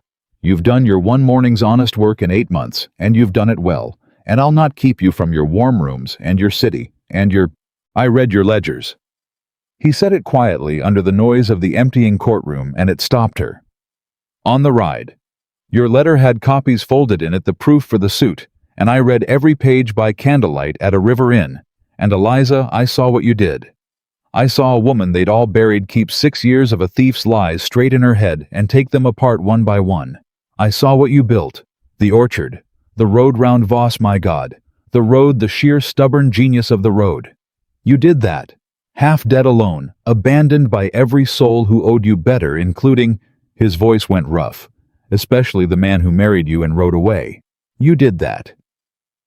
He looked at her, and the thing in his face she'd had no name for, she suddenly had a name for, and the name was shame, deep and total, and without any excuse attached to it. "I didn't come because you asked Eliza. That's the truth of it, and you deserve the truth. I came because when I read what you'd done, I couldn't stand to be a man who wasn't there. I've been running from that house for 6 years for reasons I owe you and mean to tell you. But I'm done running. Send me away if you want. You've every right, but I'll not go." Eliza stood very still, swaying with exhaustion, her heart a war inside her chest. 8 months of he left me to die against the muddy, unshaven, shamed man standing in front of her, who had ridden a night and a day and set his own standing beside hers, and then handed her the words instead of taking them. "You left me on a cliff to die," she said, and her voice finally broke all the way in front of the emptying room. "You said it won't be long. You counted on it. I know. You don't get to write a ledger and ride a hard road and be forgiven. It doesn't work that way. Grand gestures don't buy back 8 months of a woman fighting for her life alone because her husband couldn't be troubled to learn whether she was breathing. I know that too." He didn't defend himself. He didn't offer a single excuse, and that, more than anything, was the thing that cracked the wall she'd built against him. "I don't ask to be forgiven, Eliza. I don't think I can be, and I'd not insult you by asking cheap. I only ask to stay and work and let you watch me. Not my words. You've had enough of men's words. Let you watch what I do day on day and judge me by it. If at the end of it you still want me gone, I'll go and I'll settle everything on you free and clear and never trouble you again. But let me stay long enough to be judged by my hands instead of my promises. That's all. That's the whole of what I'm asking." Eliza looked at him a long moment. The courtroom was near empty now. Amos Trundle waited at the door with the wagon. Silas stood a little off watching the two of them with his old, unreadable eyes. And somewhere down the river, Caleb Voss was already learning that his kingdom had cracked, and beginning no doubt to plan the next thing, because men like Voss did not simply stop. She was too tired to decide the whole of her heart in a courthouse. "You can ride back with the wagon," she said at last, and it was neither forgiveness nor refusal, and they both knew it. "There's work at Harrow's Rest, and you say you want to be judged by your hands. And Lord knows we're short of hands with the harvest in. So come, work. I make no promises past that, and you'll make none to me. And you'll sleep in the barn with Silas, because you've not earned a roof under my name yet. And if I find you're the same man who rode off 8 months ago, you'll be gone by the next morning." She gathered the last of her strength and stood as straight as her spent body would allow. "But you're right that I'll not judge you by your words. I've no faith left in any man's words, yours least of all. Show me your hands, Nathaniel Harrow. Show me every day, and we'll see." He bowed his head, and it was the bow of a man accepting a sentence he knew to be merciful past his deserving. "Every day," he said. "You'll see them every day. Thank you." "Don't thank me." She turned toward the door, toward the wagon, toward the house on the cliff that was hers, now truly hers, won and free and safe. "Thank me in a year, if you last one. Now take my arm, since you're so set on staying, not because I forgive you, but because I've just won the hardest fight of my life, and I can barely stand, and I'll be damned if I fall down in front of this town having beaten Caleb Voss. Take my arm and walk me out like the whole thing was easy. You owe me that much theater at least." And Nathaniel Harrow took his wife's thin arm and walked her out of the courthouse through the last of the gawking crowd with her head high and her steps steady on his, so that no soul in that county ever saw how close she'd come to falling.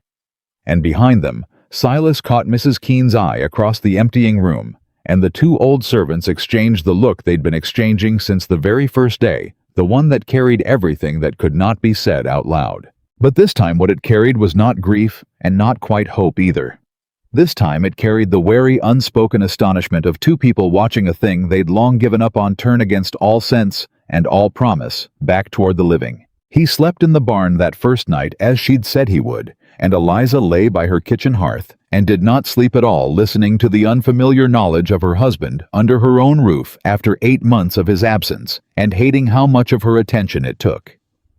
"You're awake," Mrs. Keene said from the dark across the room. "I can hear you not sleeping. You've a way of not sleeping that's louder than most folks snoring." "He's in the barn." "I know where he is. I don't know what to do with him being in the barn, Mrs. Keene. That's the truth of it. I spent 8 months learning to hate that man clean and simple, and it was restful hating him. It was the one easy thing I had. And he rides in muddy and shamed and hands me my own words in a courtroom, and now I've got him sleeping in my barn, and I can feel the hate getting complicated, and I don't want it complicated. I want it simple. I earned simple." Mrs. Keene was quiet a while. "Can I say a hard thing to you, girl? You've never once asked permission before. Don't start." "Fair." A rustle as the old woman settled. "The hard thing is this. You don't hate him because he left. You've made your peace with the leaving. You told me yourself back in the spring that a woman with nothing to lose is the strongest thing on earth, and you meant it, and you built a kingdom on it. No. What's got you awake and angry isn't the leaving." She paused. "It's that some part of you deep down where you don't look is glad he came back. And you're furious at yourself for being glad. Because being glad means he still has some power over you, and you swore he never would again." Another pause. "That's the hard thing. Sleep on it or throw a boot at me, your choice." Eliza said nothing for a long time. "I hate that you're old and wise," she said finally into the dark. "It's very inconvenient." "Go to sleep, Mistress Harrow," Mrs. Keene said, and there was a smile in her voice. "The man'll still be in the barn come morning. That's rather the point of him now, isn't it? He stays. He was up before any of them the next morning, and by the time Eliza came out, he had already carried water, split a cord of wood, and was up on the barn roof laying new shingle where the winter rains had rotted it through. And he did it without being asked and without announcing it. And Eliza stood in the yard watching him work and did not know whether to be moved or more suspicious than ever. "He's been at it since before light," Silas said, coming up beside her with a bucket. "Didn't say a word, just found the work and started doing it. I'll give him that much." The old man squinted up at the roof. "He's no stranger to a hammer neither. Man's worked with his hands before whatever else he's done." That surprised me some. "Nothing about that man should surprise us," Eliza said. He's proven himself capable of anything except being where he ought to be. Watch him, Silas. I mean it. He'll work hard the first week to buy his way in. It's the second week and the third I want you watching. Any man can be good for a week. But the second week came and he was still on the roofs and in the fields. And the third, and he was hauling at the dock with the tenant men, and the fourth, and he had rebuilt the whole collapsed section of fence along the north pasture, and Eliza kept waiting for the mask to slip for the fine Albany gentleman to grow bored or proud or absent, and it did not happen. And the not happening unsettled her more than any failure would have. What unsettled her most was that the tenants took to him. Not all at once. Amos Trundle had made it plain the first day exactly where he stood. He'd walked up to Nathaniel in the orchard with his jaw set and 40 families' worth of grievance in his eyes, and said, "I'll work alongside you 'cause the mistress says to. But I'll say this once, sir, and then not again. She near died in that house while you was warm in Albany, and there's men here would have given arm to have a husband's right to help her and never had it. So you'll pardon me if I don't tip my hat too low. You want my respect, you'll earn it the same as she made us all earn our wages.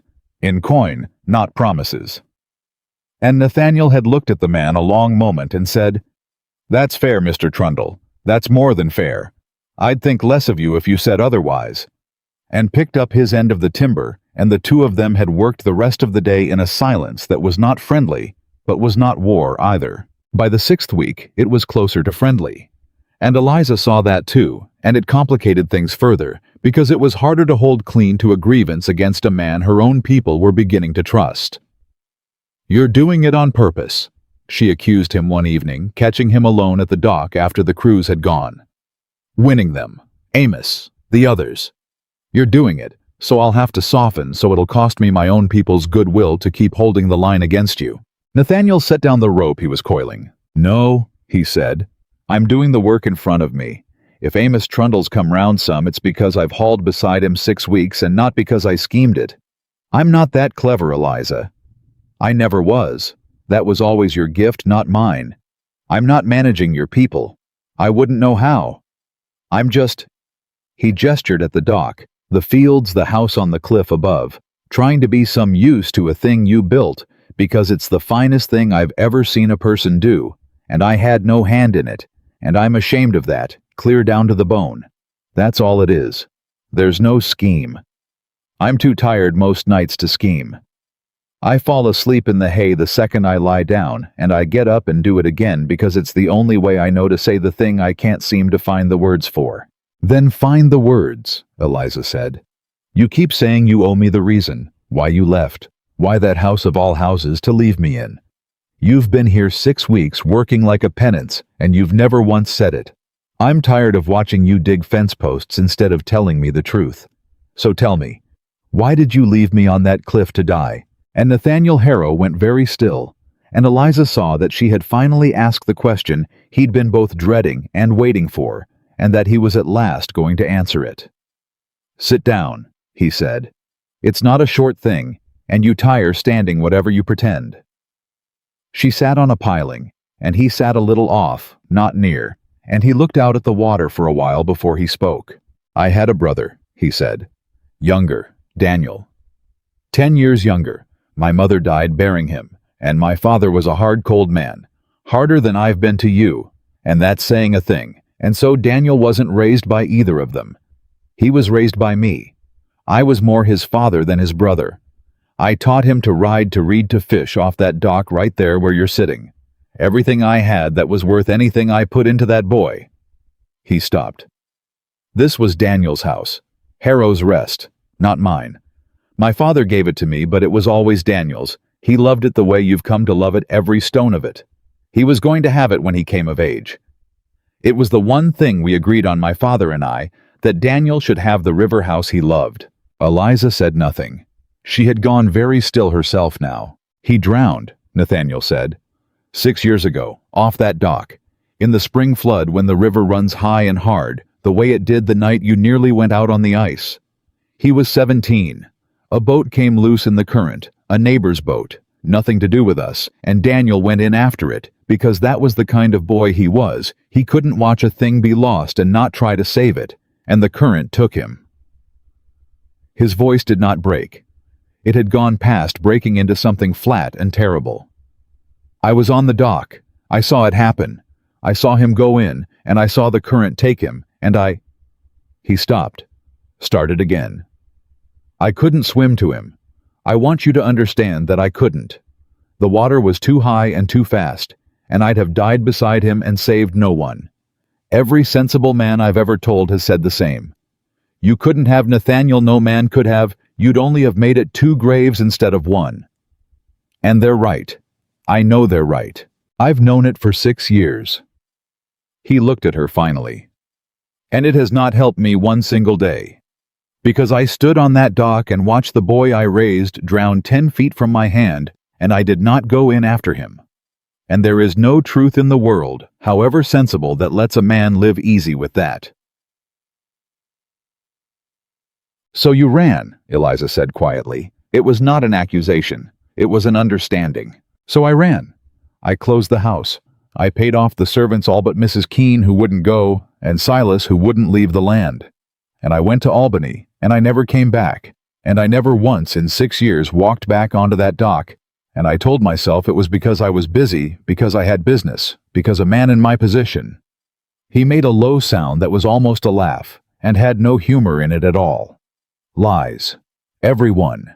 I never came back because I could not stand the sight of that water. Because the river took the best thing I ever made. And I could not forgive it, and I could not forgive myself.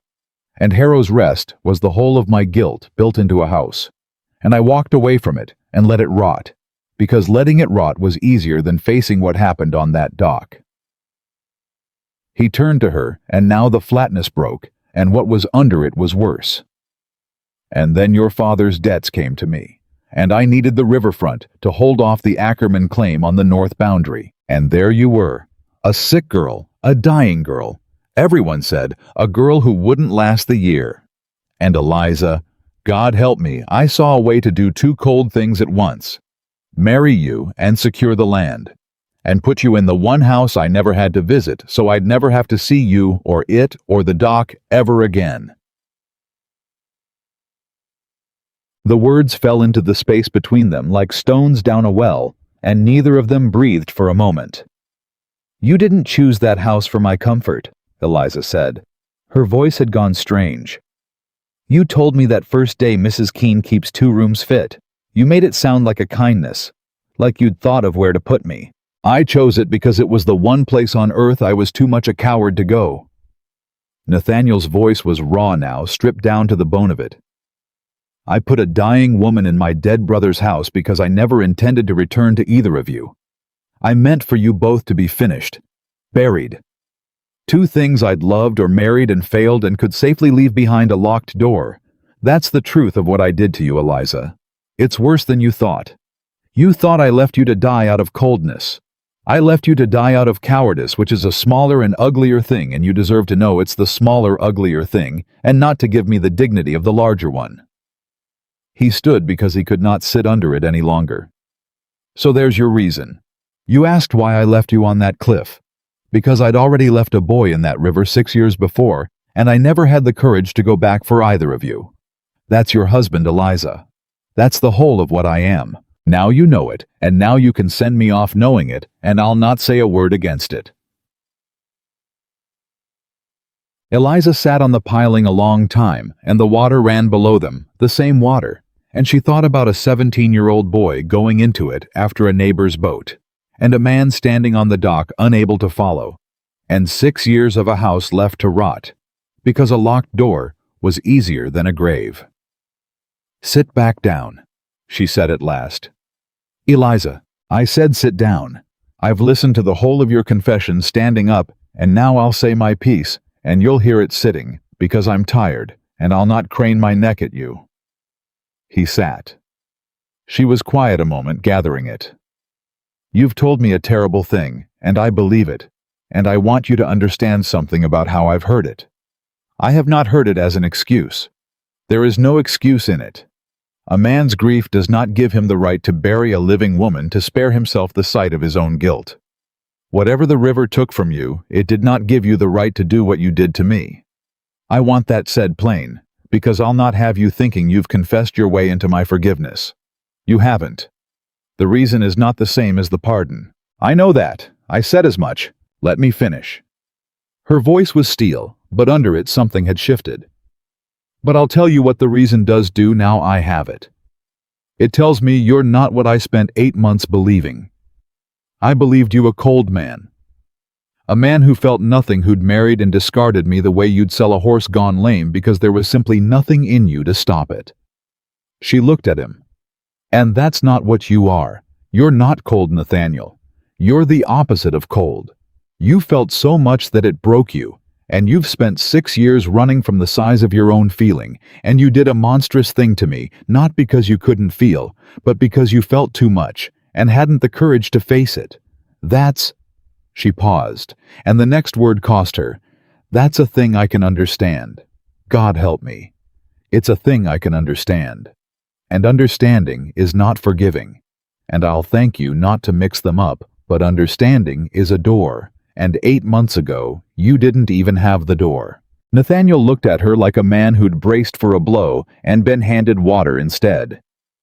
I don't know what to do with that, he said hoarsely. I came here ready for you to hate me. I wanted you to hate me. I think it'd be simpler, and I've earned it. I don't know what to do with a wife who understands. You do the same thing you've been doing, Eliza said. You work, you stay, you let me watch your hands exactly as you asked, and I granted. Nothing's changed there. You've not bought your way to a warm bed under my roof with one honest confession, however hard it was to make. She stood slow, steadying herself on the piling.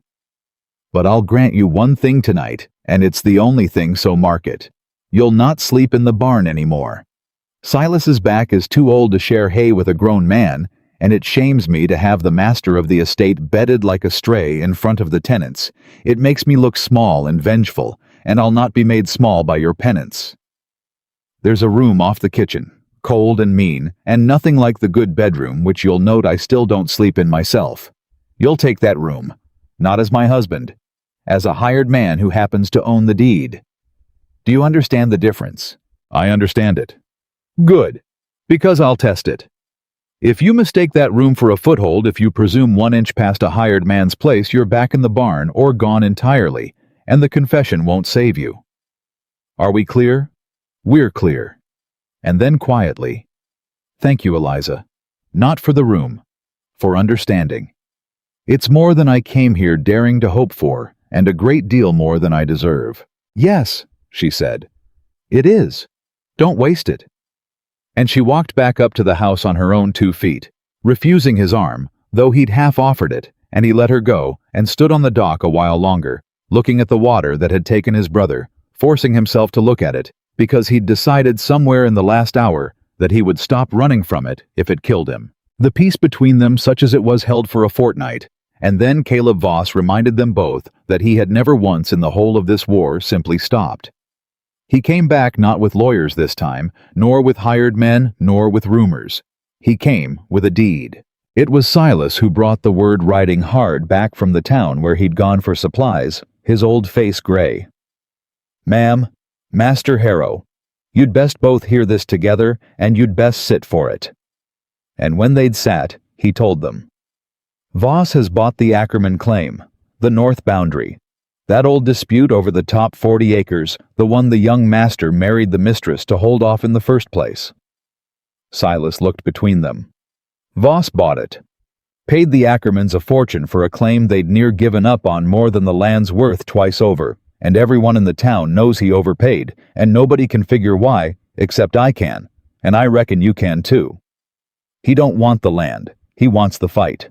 He means to press the old boundary claim in court, and tie up the top 40 acres and bleed this estate white in lawyers' fees over a strip of ground because he can afford lawyers till doomsday, and we can't, and he knows it. He couldn't take the whole house through the courts, so now he means to take it a piece at a time slow, and bury us in the cost of stopping him.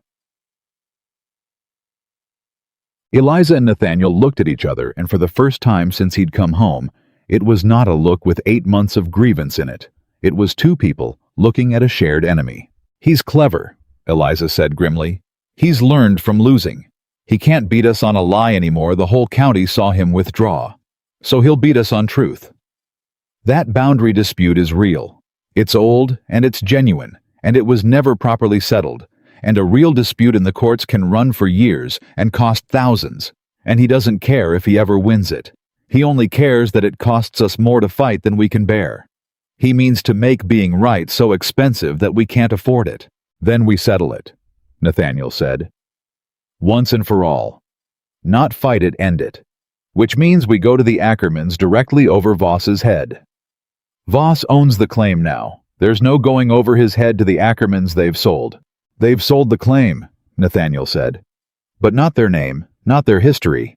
Eliza, I know old Ackerman. Knew his father better. It was my father who soured that boundary dispute 40 years ago out of sheer stubbornness. He could have settled it fair and wouldn't out of pride, and the two families have snarled over those 40 acres ever since. Ackerman didn't sell to Voss because he wanted to hurt us. He sold because he's old and poor, and Voss waved more money than he'd see in 10 years at a claim he'd near given up. If we went to him, if a Harrow went to him, and finally offered the fair settlement, my father was too proud to make 40 years ago, he might tell us how to unwind it. There may be a flaw in what Voss bought. Old Ackerman would know it, if anyone does. He stood. It's a long chance, but it's a chance Voss can't have counted on because it needs a Harrow to make it, and Voss thinks the Harrow at this house is a coward hiding in Albany. He doesn't know I've come home. Eliza studied him. You'd go to Ackerman, humble a Harrow's pride to an old enemy, to fix a thing your father broke 40 years before you left me on that cliff. I'd do a great deal more than that, Nathaniel said quietly, to be some use to you. Let me try it. If it fails, we've lost nothing but a day. If it works, we cut the ground out from under Voss's last move before he's even filed it. Let me go to Ackerman. Let me fix one thing my family broke. He went the next morning, and Eliza did not go with him because the ride was long and hard, and she still had not the body for it, and because though she'd not have said it aloud, she wanted to see whether he'd do the thing alone, unwatched with no one there to be impressed by his doing it. He was gone 2 days. And in those 2 days, Eliza found she could not settle to anything, and hated that she couldn't, and knew exactly why, and hated that too. She kept the wage book. She walked the orchard. She sat with the tenant wives. And all of it, with half her mind out on the North Road wondering whether the man was fixing a 40-year wound or riding on to Albany and not coming back at all because some cold, frightened part of her still expected him to vanish. Still braced every day for the sound of a horse leaving instead of arriving. You're doing the loud not sleeping again, Mrs. Keene observed on the second night. In the daytime now. That's a new talent. He's been gone 2 days. He said it might be 2 days. He said a great many things once and rode off, and it was 8 months. Eliza set down the wage book she hadn't written a line in. I keep waiting for the horse, Mrs. Keene. Every time one of the tenants rides up, I think that's him gone. That's the sound of him leaving again. I can't stop it. I built a whole kingdom on not needing that man, and I can't stop listening for the sound of him leaving it. Mrs. Keene came and sat across from her, and she did a thing she had done only once before. Back in the spring, she put her worn hand over the girl's. That's not weakness, child, she said. You think it is. You think needing a thing is the same as being weak because the one time in your life you let yourself need a man, your father, he sold you to pay his debts. So you swore you'd never need again, and you made yourself so strong, you frightened Caleb Voss off his own river. She squeezed the thin hand. But there's a difference between the kind of needing that makes you weak and the kind that makes you human. You don't need Nathaniel Harrow the way you needed your father to save you. You've proven that. You saved yourself. What you're feeling now, listening for the horse, that's just the plain human wish that a person you're coming to trust won't turn out to be another leaving. And there's no shame in that, Eliza. There's no shame in wishing a good thing would stay. That's not the weakness you spent all winter armoring against. That's just a heart doing what hearts do. Eliza was quiet a long time. When did you get so wise about hearts, Martha? You're the hardest woman I ever met. The hard ones always are, Mrs. Keene said. Who do you think has to think about it most? He came back on the evening of the second day, and Eliza heard the horse and her whole body went rigid with the old dread before she'd even reached the door. And then she saw it was him riding up the road and not away. And something in her chest let go so hard and so fast that she had to grip the doorframe, and she was furious at the relief even as it flooded her. He swung down stiff and saddle-worn, and one look at his face told her before he'd said a word. "Ackerman," she said. "What did he say?" He said, Nathaniel came up the walk and there was something lit in his exhausted face. "Eliza, he wept. Old man wept when I said my name and offered the settlement. 40 years he's carried that grudge my father made, and he never wanted it. None of them ever wanted it. It was two proud old men who couldn't back down, and then they died and left the snarl to their sons. I offered him the fair line, the one my father wouldn't, and I offered him the money Voss paid back more enough to see him easy the rest of his days to undo the sale." He reached into his coat and drew out papers. "And here's the thing Voss never reckoned. The sale to Voss wasn't clean. Ackerman's claim had a defect, a life interest held by his late wife's sister, an old woman down in the town, that was never cleared. Voss bought a claim that couldn't be fully conveyed without her signature, and she'd never give it to Voss in 100 years, because her people and Voss's have bad blood going back to a mill debt in her father's time." He set the papers in Eliza's hands. "The old woman signed to me, Eliza, to a hero finally making the thing right. Voss bought a broken claim, and I've just bought the piece that makes it worthless in his hands. The north boundary's settled, fair and forever, and Voss is holding a deed to a fight that no longer exists. He overpaid a fortune for a weapon that's gone to rust in his hand overnight." Eliza stared at the papers, at the signatures, at the whole of Voss's last move, undone by a man riding to an old enemy and humbling 4 generations of Harrow pride in a single afternoon. "You fixed it," she said. You rode out and you fixed a thing 40 years broken, and you cut Voss off at the knees doing it." "I did the work in front of me," Nathaniel said. And it was the same thing he'd said at the dock, but it landed different now. "That's all I know how to do anymore. The work in front of me. And the work in front of me was your enemy, so I went and did it." That night, for the first time, she did not send him to the cold room off the kitchen. She did not invite him to anything more than the fire either. Let that be clear, and it was clear to both of them. But when the confession and the victory and the 2 hard days had all been laid down and the house was quiet, she found she did not want him gone from the room, and she let him sit by the hearth across from her, and they were quiet together in a way they never had been, 2 people who had stopped for one evening being at war. "Can I ask you a thing?" she said into the fire, "and you answer it true the way you answered about Daniel." "Anything." "The dock, Daniel's dock."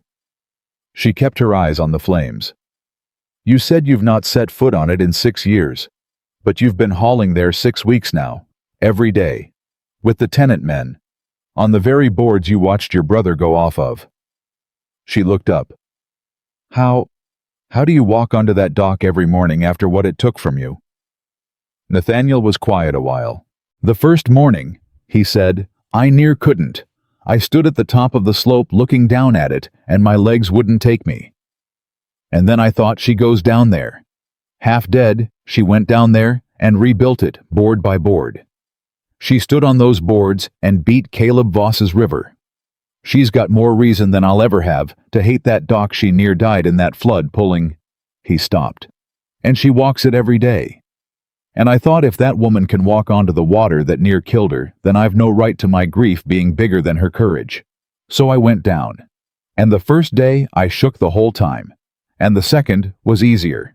And now," he looked at his own hands, "now I can stand at the end of it and look at the water, and it's just water. It's still the water that took him. But it's water I share with a place that's alive again. You did that too, Eliza. You didn't just bring the orchard back. You brought that dock back to being a place where things live, instead of a place where a boy died. And you did it without knowing you were doing it, without knowing what it was to me. You've been healing a thing you didn't even know was wounded every day, just by refusing to let it be a grave." Eliza found her throat had gone tight. "I told you," she said, "not to try and buy your way in with words." "That's not words to buy anything," Nathaniel said quietly. That's just what's true. You asked how I walk the dock. That's how. I walk it because you taught me it could be walked. There's no purchase in it. It's only that you've done something to that place and to me, and I'd be a liar to pretend otherwise, and I'm done being a liar. Whatever else I am, I'm done being that. The weeks after were the strangest of Eliza's life because she watched day on day a marriage that had begun as a cold transaction between strangers become without either of them naming it or reaching for it, something neither had ever expected, and both were afraid to disturb. It did not become love in a rush. She would not have trusted it if it had. It became love the way the orchard had come back slow and stubborn, and one small living thing at a time, so that you could not point to the day it happened. Only look up one morning and find that where there had been dead wood, there was impossibly fruit. It was in the way he learned to hand her the wage book without being asked when her hands were too tired to hold a pen, and simply wrote as she dictated in a hand nearly as fair as her own, and never once tried to take the counting from her, only lent his hand to her figures. It was in the way she found herself saving up the small events of the day to tell him at the fire a thing Amos's boy had said, a tree that had budded, they'd thought dead, and catching herself doing it, and being alarmed by the catching. It was in the way the tenants stopped calling him the master with that flat cold weight, and started calling him Mr. Harrow, and then some of them just Nathaniel. And in the way Silas, old unreadable Silas, who forgave nothing, quickly took to leaving a second cup out at the dock in the mornings without a word said about it. And it was most of all in the thing that happened the day the fever came back. It came back in the deep of an autumn night, the way it always came, the old sickness that had never entirely left her and never entirely would, and it took her down fast and hard, and Mrs. Keene was shouting for help before Eliza had rightly understood she was ill again. She swam up out of it in flashes. Heat like a hand pressed flat over her whole body. Mrs. Keene's face, cool cloth, and a voice not. Mrs. Keene's a man's voice, rough and low and desperate, saying her name over and over. Eliza. Eliza, stay. Stay with me. Don't you dare. Don't you dare do this. And hands that were not the housekeeper's, holding her hand so tight, it near hurt, and she thought from very far down under the heat, with a strange floating clarity, he's afraid. Nathaniel Harrow is afraid I'll die. He who married me hoping I would. And later hours, or a night or two, she never knew when the fever broke, and she came back to herself weak as water in the gray light.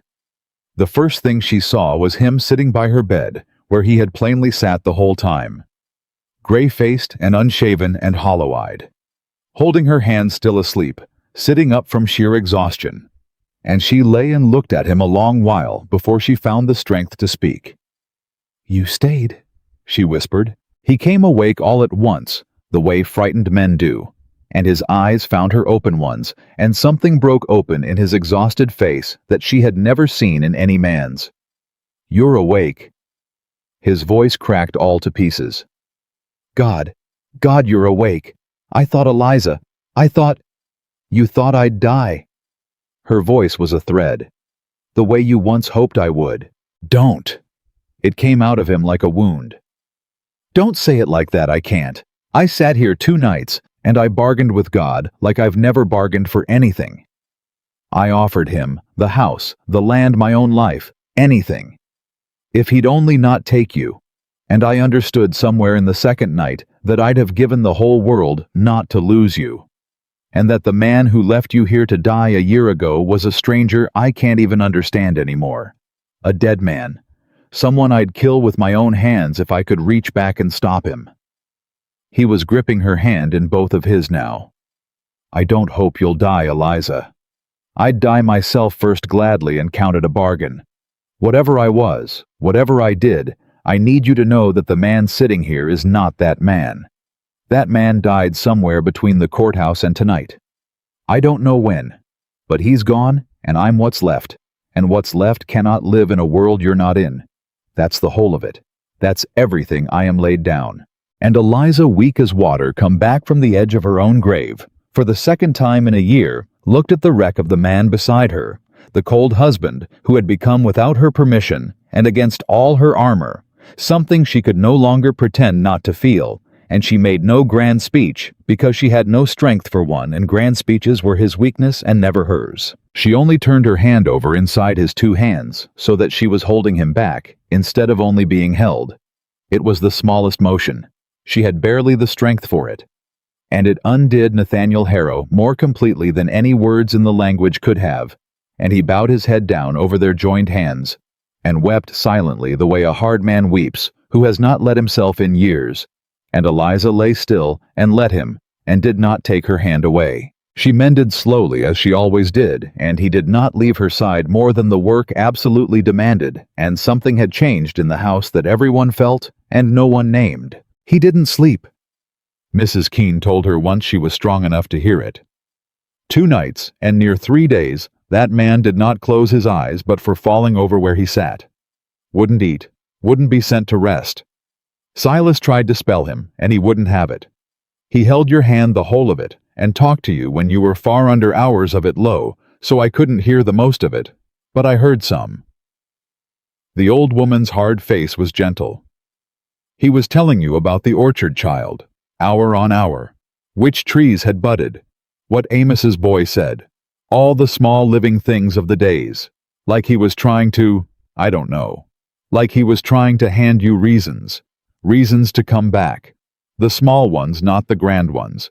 He'd learned that much about you at least, that you'd not come back for a grand speech, you'd come back for an orchard. Eliza turned her face to the wall, but not before Mrs. Keene saw what was on it.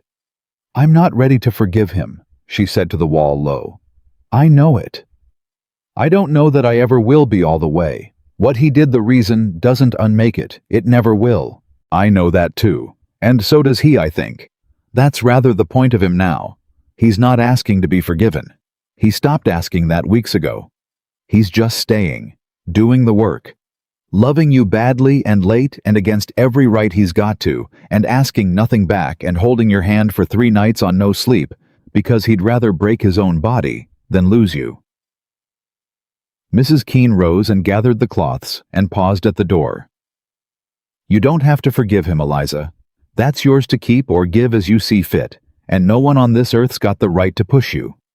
But I'd not have you turn from a thing that's real because you're punishing a man who's already punishing himself harder than you ever could. She went to the door. The heart you spent all winter armoring, it's not made of armor, child. It never was. That's why the armor hurt to wear. Rest now. He'll be at the dock. He's always at the dock now, looking at the water, waiting for you to be well enough to come down and stand on it beside him. And when she was well enough a week later, on a still gray autumn morning, she did go down to the dock on her own, 2 feet, refusing every offered arm. And she found him there, as promised at the end of it, looking out at the water that had taken his brother, and nearly taken her twice.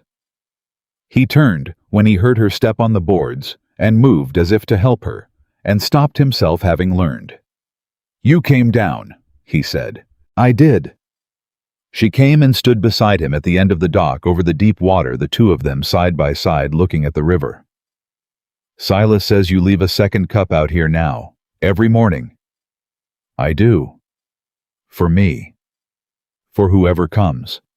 But yes, for you, in case you ever came down. He kept his eyes on the water. I didn't know if you would. I hoped. I've learned to keep my hoping quiet. But I hoped. Eliza looked at the water a long while. At the place she supposed, though she'd never ask him to point it out, where a 17-year-old boy had gone in 6 years ago. At the current that had nearly pulled her under. At all of it, the whole cruel, beautiful river that had shaped every wound in both their lives. I'm not going to say I forgive you, she said. I want to be honest with you the way you've finally been honest with me. I don't forgive you, Nathaniel. Not yet. Maybe not for a long time.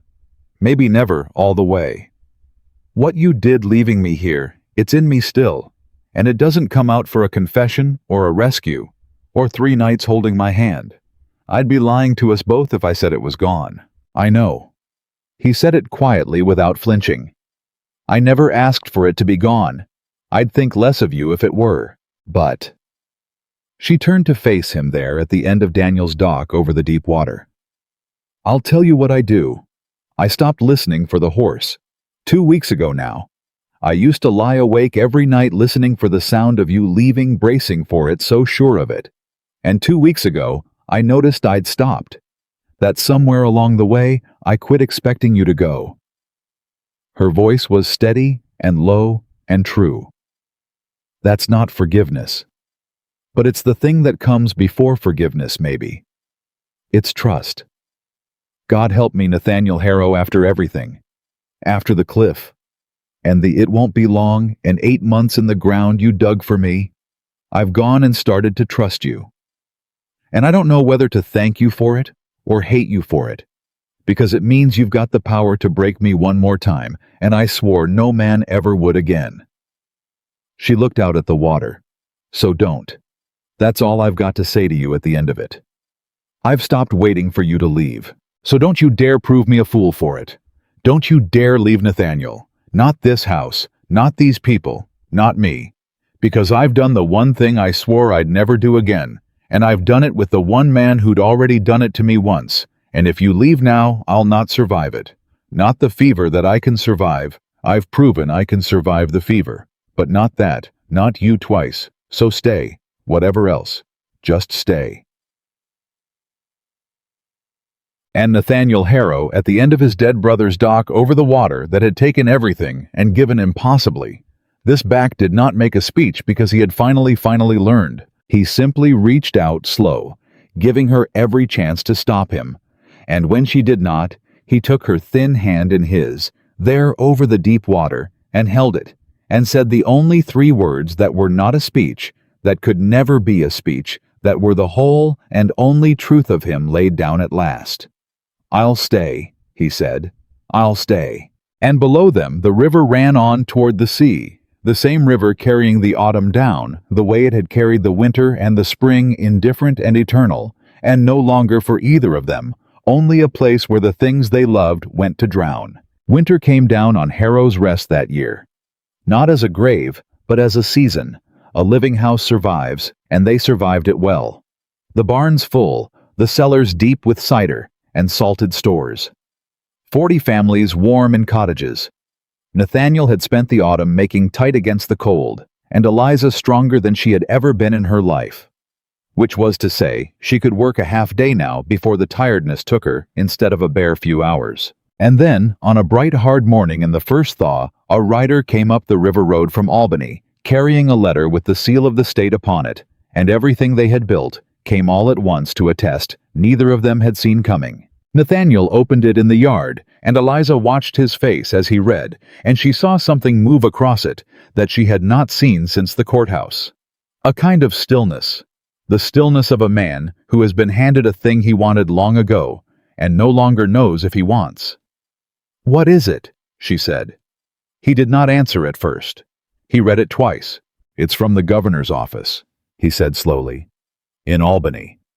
He looked up at her. "They're offering me an appointment. A seat on the State Canal Commission.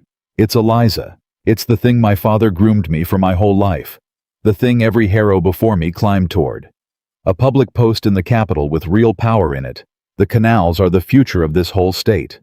Everyone in Albany knows it, and to sit on the commission that builds them is to sit at the very center of it. My father would have—" He stopped. "It's everything I was born to want, and they're offering it to me. Now, this spring." The yard had gone very quiet. Silas, who had been mending harness by the barn, had stopped with the leather in his hands. Mrs. Keene had come to the kitchen door. And Eliza. Eliza felt the old cold dread come up through her so fast it near stopped her breath. The dread she'd thought she'd buried at the end of the dock in the autumn. And she understood in one terrible instant that she had been a fool, that she had let herself trust, that she had told this man, "Don't you dare leave," and here was the whole world she'd known was coming for him all along. Arrived at last with a state seal on it to carry him back to the city where he belonged. "Well," she said, and her voice came out steadier than she felt colder the old armor slamming back down over 8 months of it in a single breath. "There it is then. Eliza. There it is. I always knew it would come. I told myself at the dock I'd stopped waiting for the horse, and I lied apparently, because here's the horse, and it's come from Albany with the governor's seal on it, and it's come to take you back to the life you were made for." She turned toward the house. "You should go in and write your acceptance. Don't let a rider from the governor stand in the cold. I'll have Mrs. Keene." "Stop!" He caught her arm and she went rigid, and he let go at once but stepped in front of her. "Look at me. You're doing the thing you do. You've decided how this ends, and you're already halfway to the house building the wall back up. Stop and look at me, and let me answer it before you answer it for me." "There's nothing to answer, Nathaniel." And now her voice did crack, all the armor's weight not enough to hold it. "It's everything you were born to want. You said so yourself not 10 seconds gone. Everything you were born to want. And I'm a sick woman on a river farm you married to hold off a boundary claim that doesn't even exist anymore. What am I against the whole of your future? What are these 40 families against a seat at the center of the state? I'll not be the thing that holds you back from the life you were made for. I did that to my father in reverse. I let him sell me to save himself, and I've hated us both for it ever since. I'll not stand in a doorway holding a man back from his whole world. Go. Take it. I'd rather you left clean and honest for something real than stayed and grew to hate me for a river farm that cost you a governor's favor." "Are you finished?" Nathaniel asked quietly. "Don't. Are you finished deciding my life for me?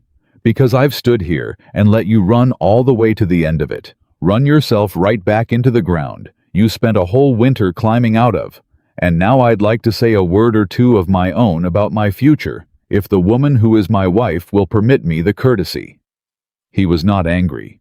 That was the strange thing. His voice was level and warm and terribly sure. "You've told me what I was born to want. Let me tell you what I've learned to want. Because they're not the same thing, Eliza, and the whole of the difference between them is standing in this yard right now looking at me like I've already broken her heart." Eliza said nothing. She could not have. "I was born to want Albany," Nathaniel said. "That's true. My father built me for it stone by stone, and for 34 years I believed it was the whole of what a man could want, and I chased it, and I was good at it, and it was ashes, Eliza. It was ashes the whole time, and I didn't know it, because I'd never once had a thing to hold it against. I had power and position, and a warm house in the capital, and I had a dead brother I couldn't speak of, and a wife I'd left in a grave, and I told myself the power was enough, because I had nothing to measure it against, and find it wanting." He gestured at the house, the barns, the orchard, bare and sleeping and alive under the last snow. "And then I came here, and I watched a woman they'd all buried build a living world out of a ruin with her own 2 failing hands, and pay 40 families honest, and beat the richest thief on the river, with nothing but a ledger and a spine. And I learned for the first time in my whole life, Eliza, at 34 years old, I learned what a thing worth wanting actually looks like. It doesn't look like Albany. It never did. It looks like this. It looks like you." "You say that now?" Eliza said, and she hated how her voice shook. "You say it in the yard with the letter fresh in your hand. But a month in a mean river house in high summer, with the fever taking me again, and the work never done, and the governor's seat gone to some other man, you'll remember what you turned down. You'll look at me across the fire, and you'll think I gave up the center of the state for this, for a sick woman and a farm, and even if you never say it, I'll see it. I'll see it every day in your face, and it'll be worse than you leaving. A man who left I could survive. A man who stayed and resented the staying that would kill me slower than any fever, Nathaniel. So don't turn it down for me and make me watch you regret it. I'd rather the clean wound. You think I'd resent you?" He said it slowly, like he was turning it over. "You've thought that the whole time, haven't you? Under everything. That's the real wall. Not that I'll leave, you've near stopped believing I'll leave. It's that I'll stay, and it'll cost me something, and I'll hold the cost against you." He stepped closer. "Eliza, listen to me, because I'm going to say a true thing, and I need you to hear it clean. There is no cost. That's what you can't see from inside your armor. You keep weighing me, Albany, on one side, you on the other, and asking which is heavier, and dreading the answer. But it's not a scale. It was never a scale. Albany isn't a thing I'm giving up to have you. Albany is a thing I no longer want, because having stood in this yard, having held your hand at the end of that dock, having watched you come back from the fever twice, by sheer refusal. A seat on a canal commission is the smallest, grayest, deadest thing I can imagine, and I'd no more grieve it than I'd grieve a coat I outgrew. You're not the price of my staying. You're the reason there's no price at all. Eliza stood in the cold yard and looked at her husband and 8 months of armor and a winter of hard-won trust, and the whole terror of the letter warred in her, and she could not for the life of her find her way clear to believing him. Not because he was lying, she could see he wasn't, but because believing it meant setting down the last of the armor, and the last of the armor was the piece that had kept her alive. "I want to believe you," she said low. "God help me, I want to believe you more than I've wanted anything. But you don't understand what you're asking. You're asking me to trust that a man will choose a river farm over the center of the state, and every hard-won thing I know about the world says men don't. My father chose his debts over his daughter. You yourself chose Albany over your own wife, once already chose it so hard, you put me in a grave to be free to go back to it. So when you stand here and tell me you'll choose this, I hear you, and I believe you mean it. And I cannot make the leap to trusting it will last, because I've never once in my life seen a man choose the smaller, warmer, truer thing over the bigger, colder, grander one. Not once. Show me the man who's done it, and I'll believe you. But I've never seen him." Nathaniel was quiet a moment. Then he turned toward the house. "Silas," he called. "Ring the bell. The old estate bell on the porch. Ring it long till they come. I want everyone. The tenants, the wives, the children, everyone on this land. Bring them to the yard." Eliza stared at him. "What are you doing? You said you've never seen the man who chooses the smaller, truer thing in front of witnesses at cost and means it." He met her eyes. "So I'm going to be that man where you can't disbelieve it. Not in a quiet word by the fire you can tell yourself later you misheard. In the open, in front of every soul on this land, where it's real and it's witnessed, and it can't be taken back or explained away or reduced to a thing a lonely woman imagined in the firelight." His jaw set. "You answered the courthouse with a ledger because a lie can't live in the open. Well, I mean to answer the whole of your fear the same way. Let's see if it can live in the open either." They came, all of them filing up from the hollows at the sound of the bell.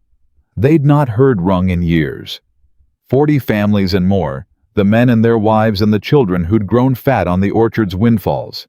And they filled the yard the way they had once before, on the day Eliza had killed Voss's rumor with a wage book.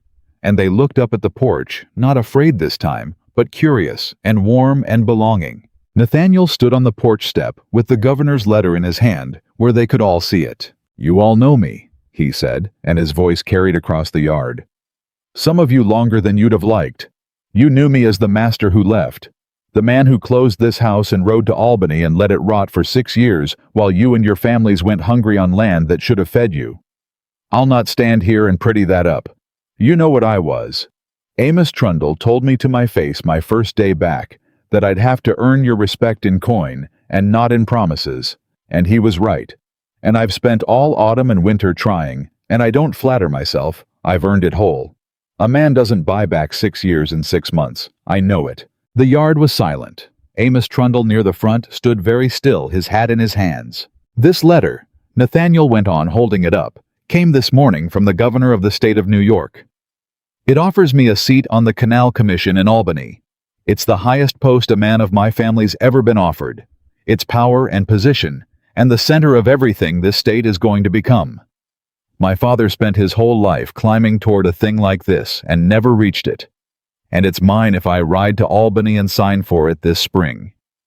He paused and let it sit, and every soul in the yard understood the weight of what he was holding. "My wife believes I'll take it.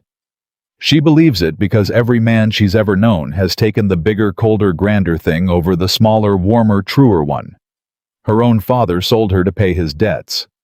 I myself left her in this house to die, so I'd be free to go back to a life like the one this letter's offering.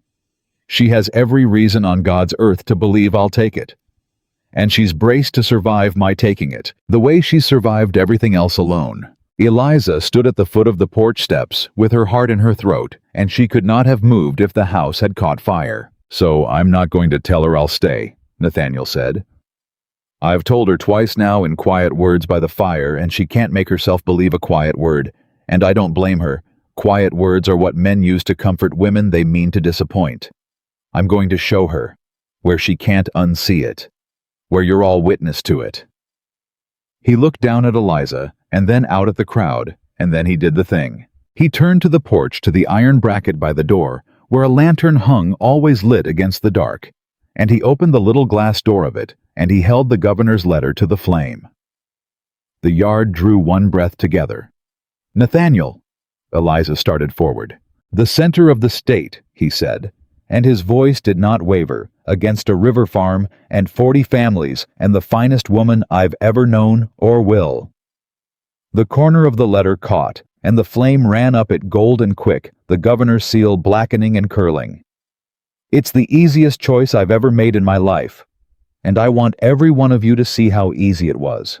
He held the burning letter until the flame near reached his fingers, and then he let it fall, and it drifted down, burning, and went out in the trodden snow of the yard, a curl of black ash, where the highest office a Harrow had ever been offered, had been not 30 seconds before. The silence held one heartbeat longer, and then Amos Trundle put his hat back on his head slow, and he began to clap his great calloused hands, coming together hard and deliberate, and his boy took it up beside him, and then the whole yard, the whole of Harrow's Rest.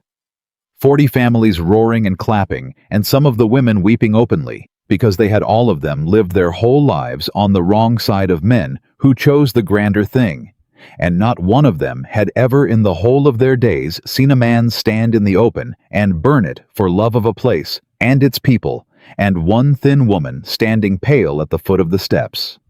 Eliza did not clap. She could not. She stood at the foot of the steps with the ash of the governor's letter cooling in the snow at her feet, and the whole world she'd built roaring its approval around her, and she looked up at the man on the porch and 8 months of armor. The armor she'd forged in a fevered dark hour. The armor that had killed Voss's rumors and won the courthouse and kept her alive when every soul agreed she should die.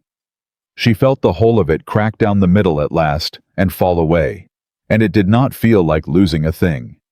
It felt like setting down a weight she'd carried so long she'd forgotten it wasn't part of her body.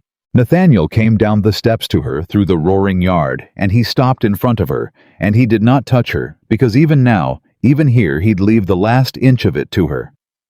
"You didn't have to burn it," she said, and her voice was breaking, and she let it. You could have just refused it. Written a polite letter back. You didn't have to burn it in front of God and the whole county." "Yes, I did," he said gently. "You'd have found a way to disbelieve anything less. You're the cleverest soul I've ever met, and you'd have talked yourself out of a polite refusal by nightfall, told yourself I was only being kind, only saving your feelings, that I'd resent it come summer. I know how your mind works now, Eliza. I've watched it a whole winter. There was no word I could say that your fear couldn't unpick, so I had to do a thing that couldn't be unpicked. A thing there's no talking yourself out of. You can doubt a promise. You can't doubt Ash." He looked down at her, and his own eyes were wet now. "It's gone. There's no letter to change my mind about in the night. There's no seat waiting if I regret this. I've burned the road back to Albany in front of 40 witnesses, and now the only life I have is this one here with you. And I did it on purpose, so that you'd never again, not once, not on your worst fevered night, have to lie awake listening for the horse. There's no horse, Eliza. I burned its saddle. Look at the yard. Look at these people. Look at what you built. This is the whole of the world now. I made sure of it. On purpose. Because you'd stopped waiting for me to leave, and I'll be damned if I let the world hand you one more reason to start again." And Eliza Harrow, who had been carried up this hill half dead a year and some before, who had been given by 3 doctors and a father and a husband to a grave she'd refused to lie down in, who had built a living kingdom out of a ruin and beaten the richest man on the river with a ledger and a spine, and never once let a soul see her fall, stood in the roaring yard with the ash of Albany at her feet, and finally at long last let herself be a woman who was loved. She reached up. She was still so much shorter than him. She'd always be. She put her thin hand against his unshaven jaw, the jaw that had been stone the first day, the jaw that had said, "Try to be comfortable." It won't be long, and she felt it now, not stone at all, but warm and trembling under her palm. "I forgive you," she said. The yard did not hear it. It was only for him. But she felt him go still all the way through, felt the words land in him like the first honest kindness he'd had in 6 years.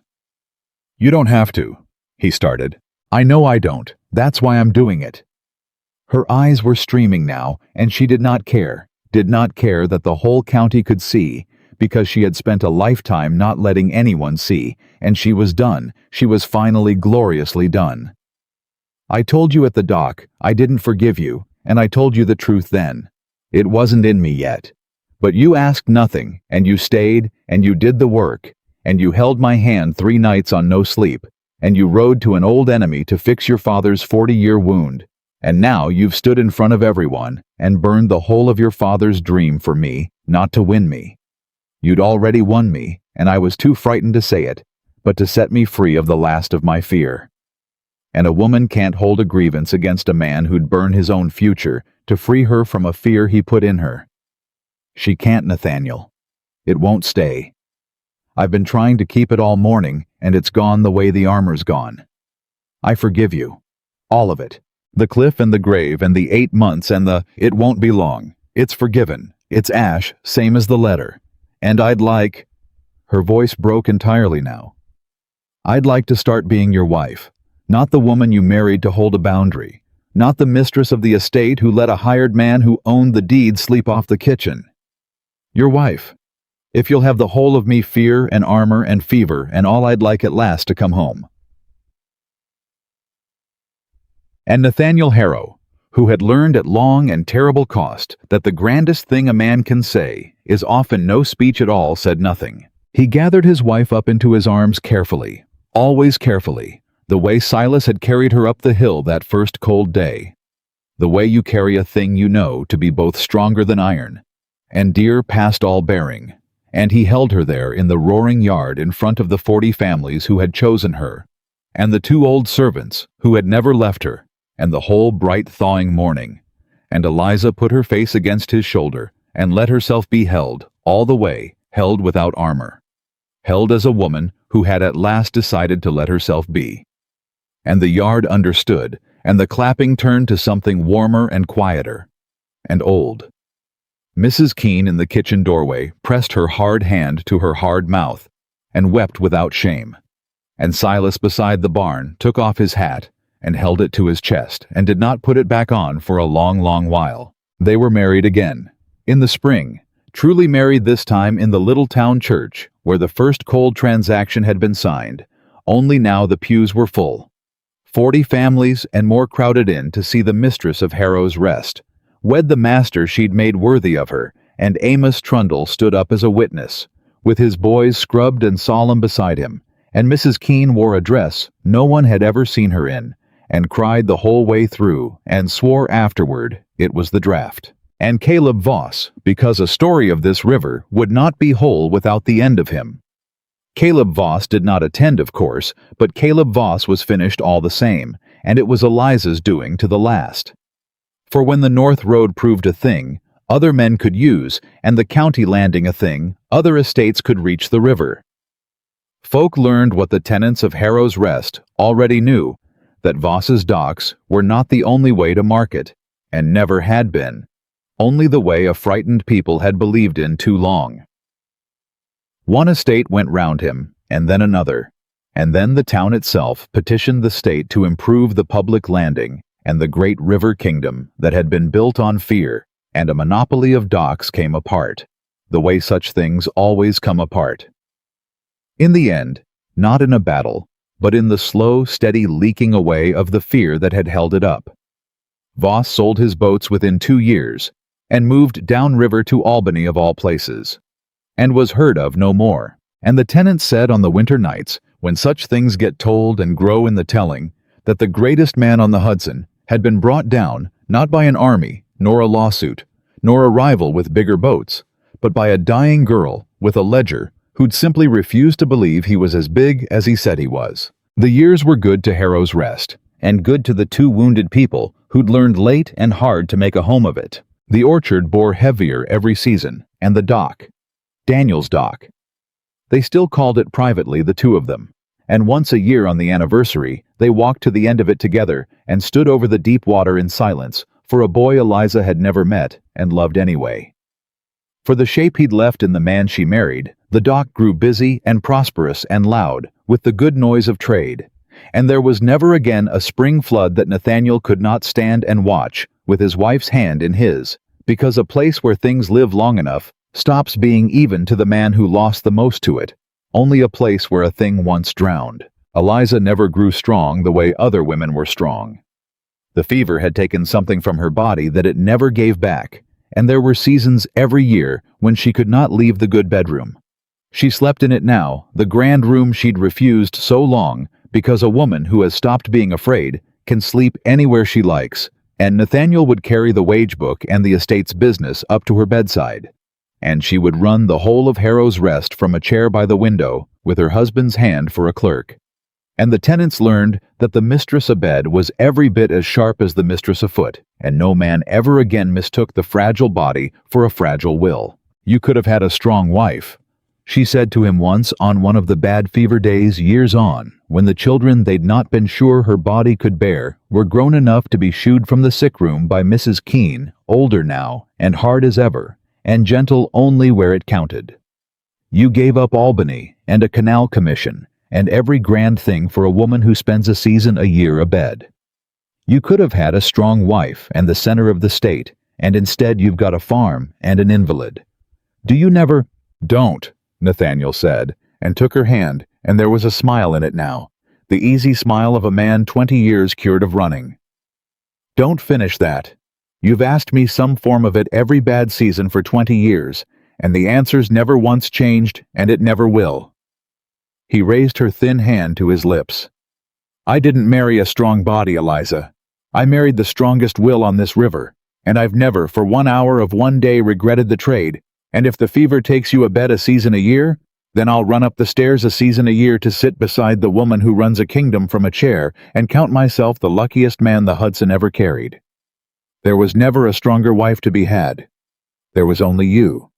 There was only ever you." And Harrow's Rest, which had been called a grave before Eliza Whitcomb ever crossed its threshold, which a cold man had chosen precisely because it was a place he meant a dying girl to quietly disappear, became in the end the most alive thing on that whole stretch of the Hudson River. A house full of children and firelight and the smell of Mrs. Keene's bread, a working estate that fed 40 families fair and free of any man's toll.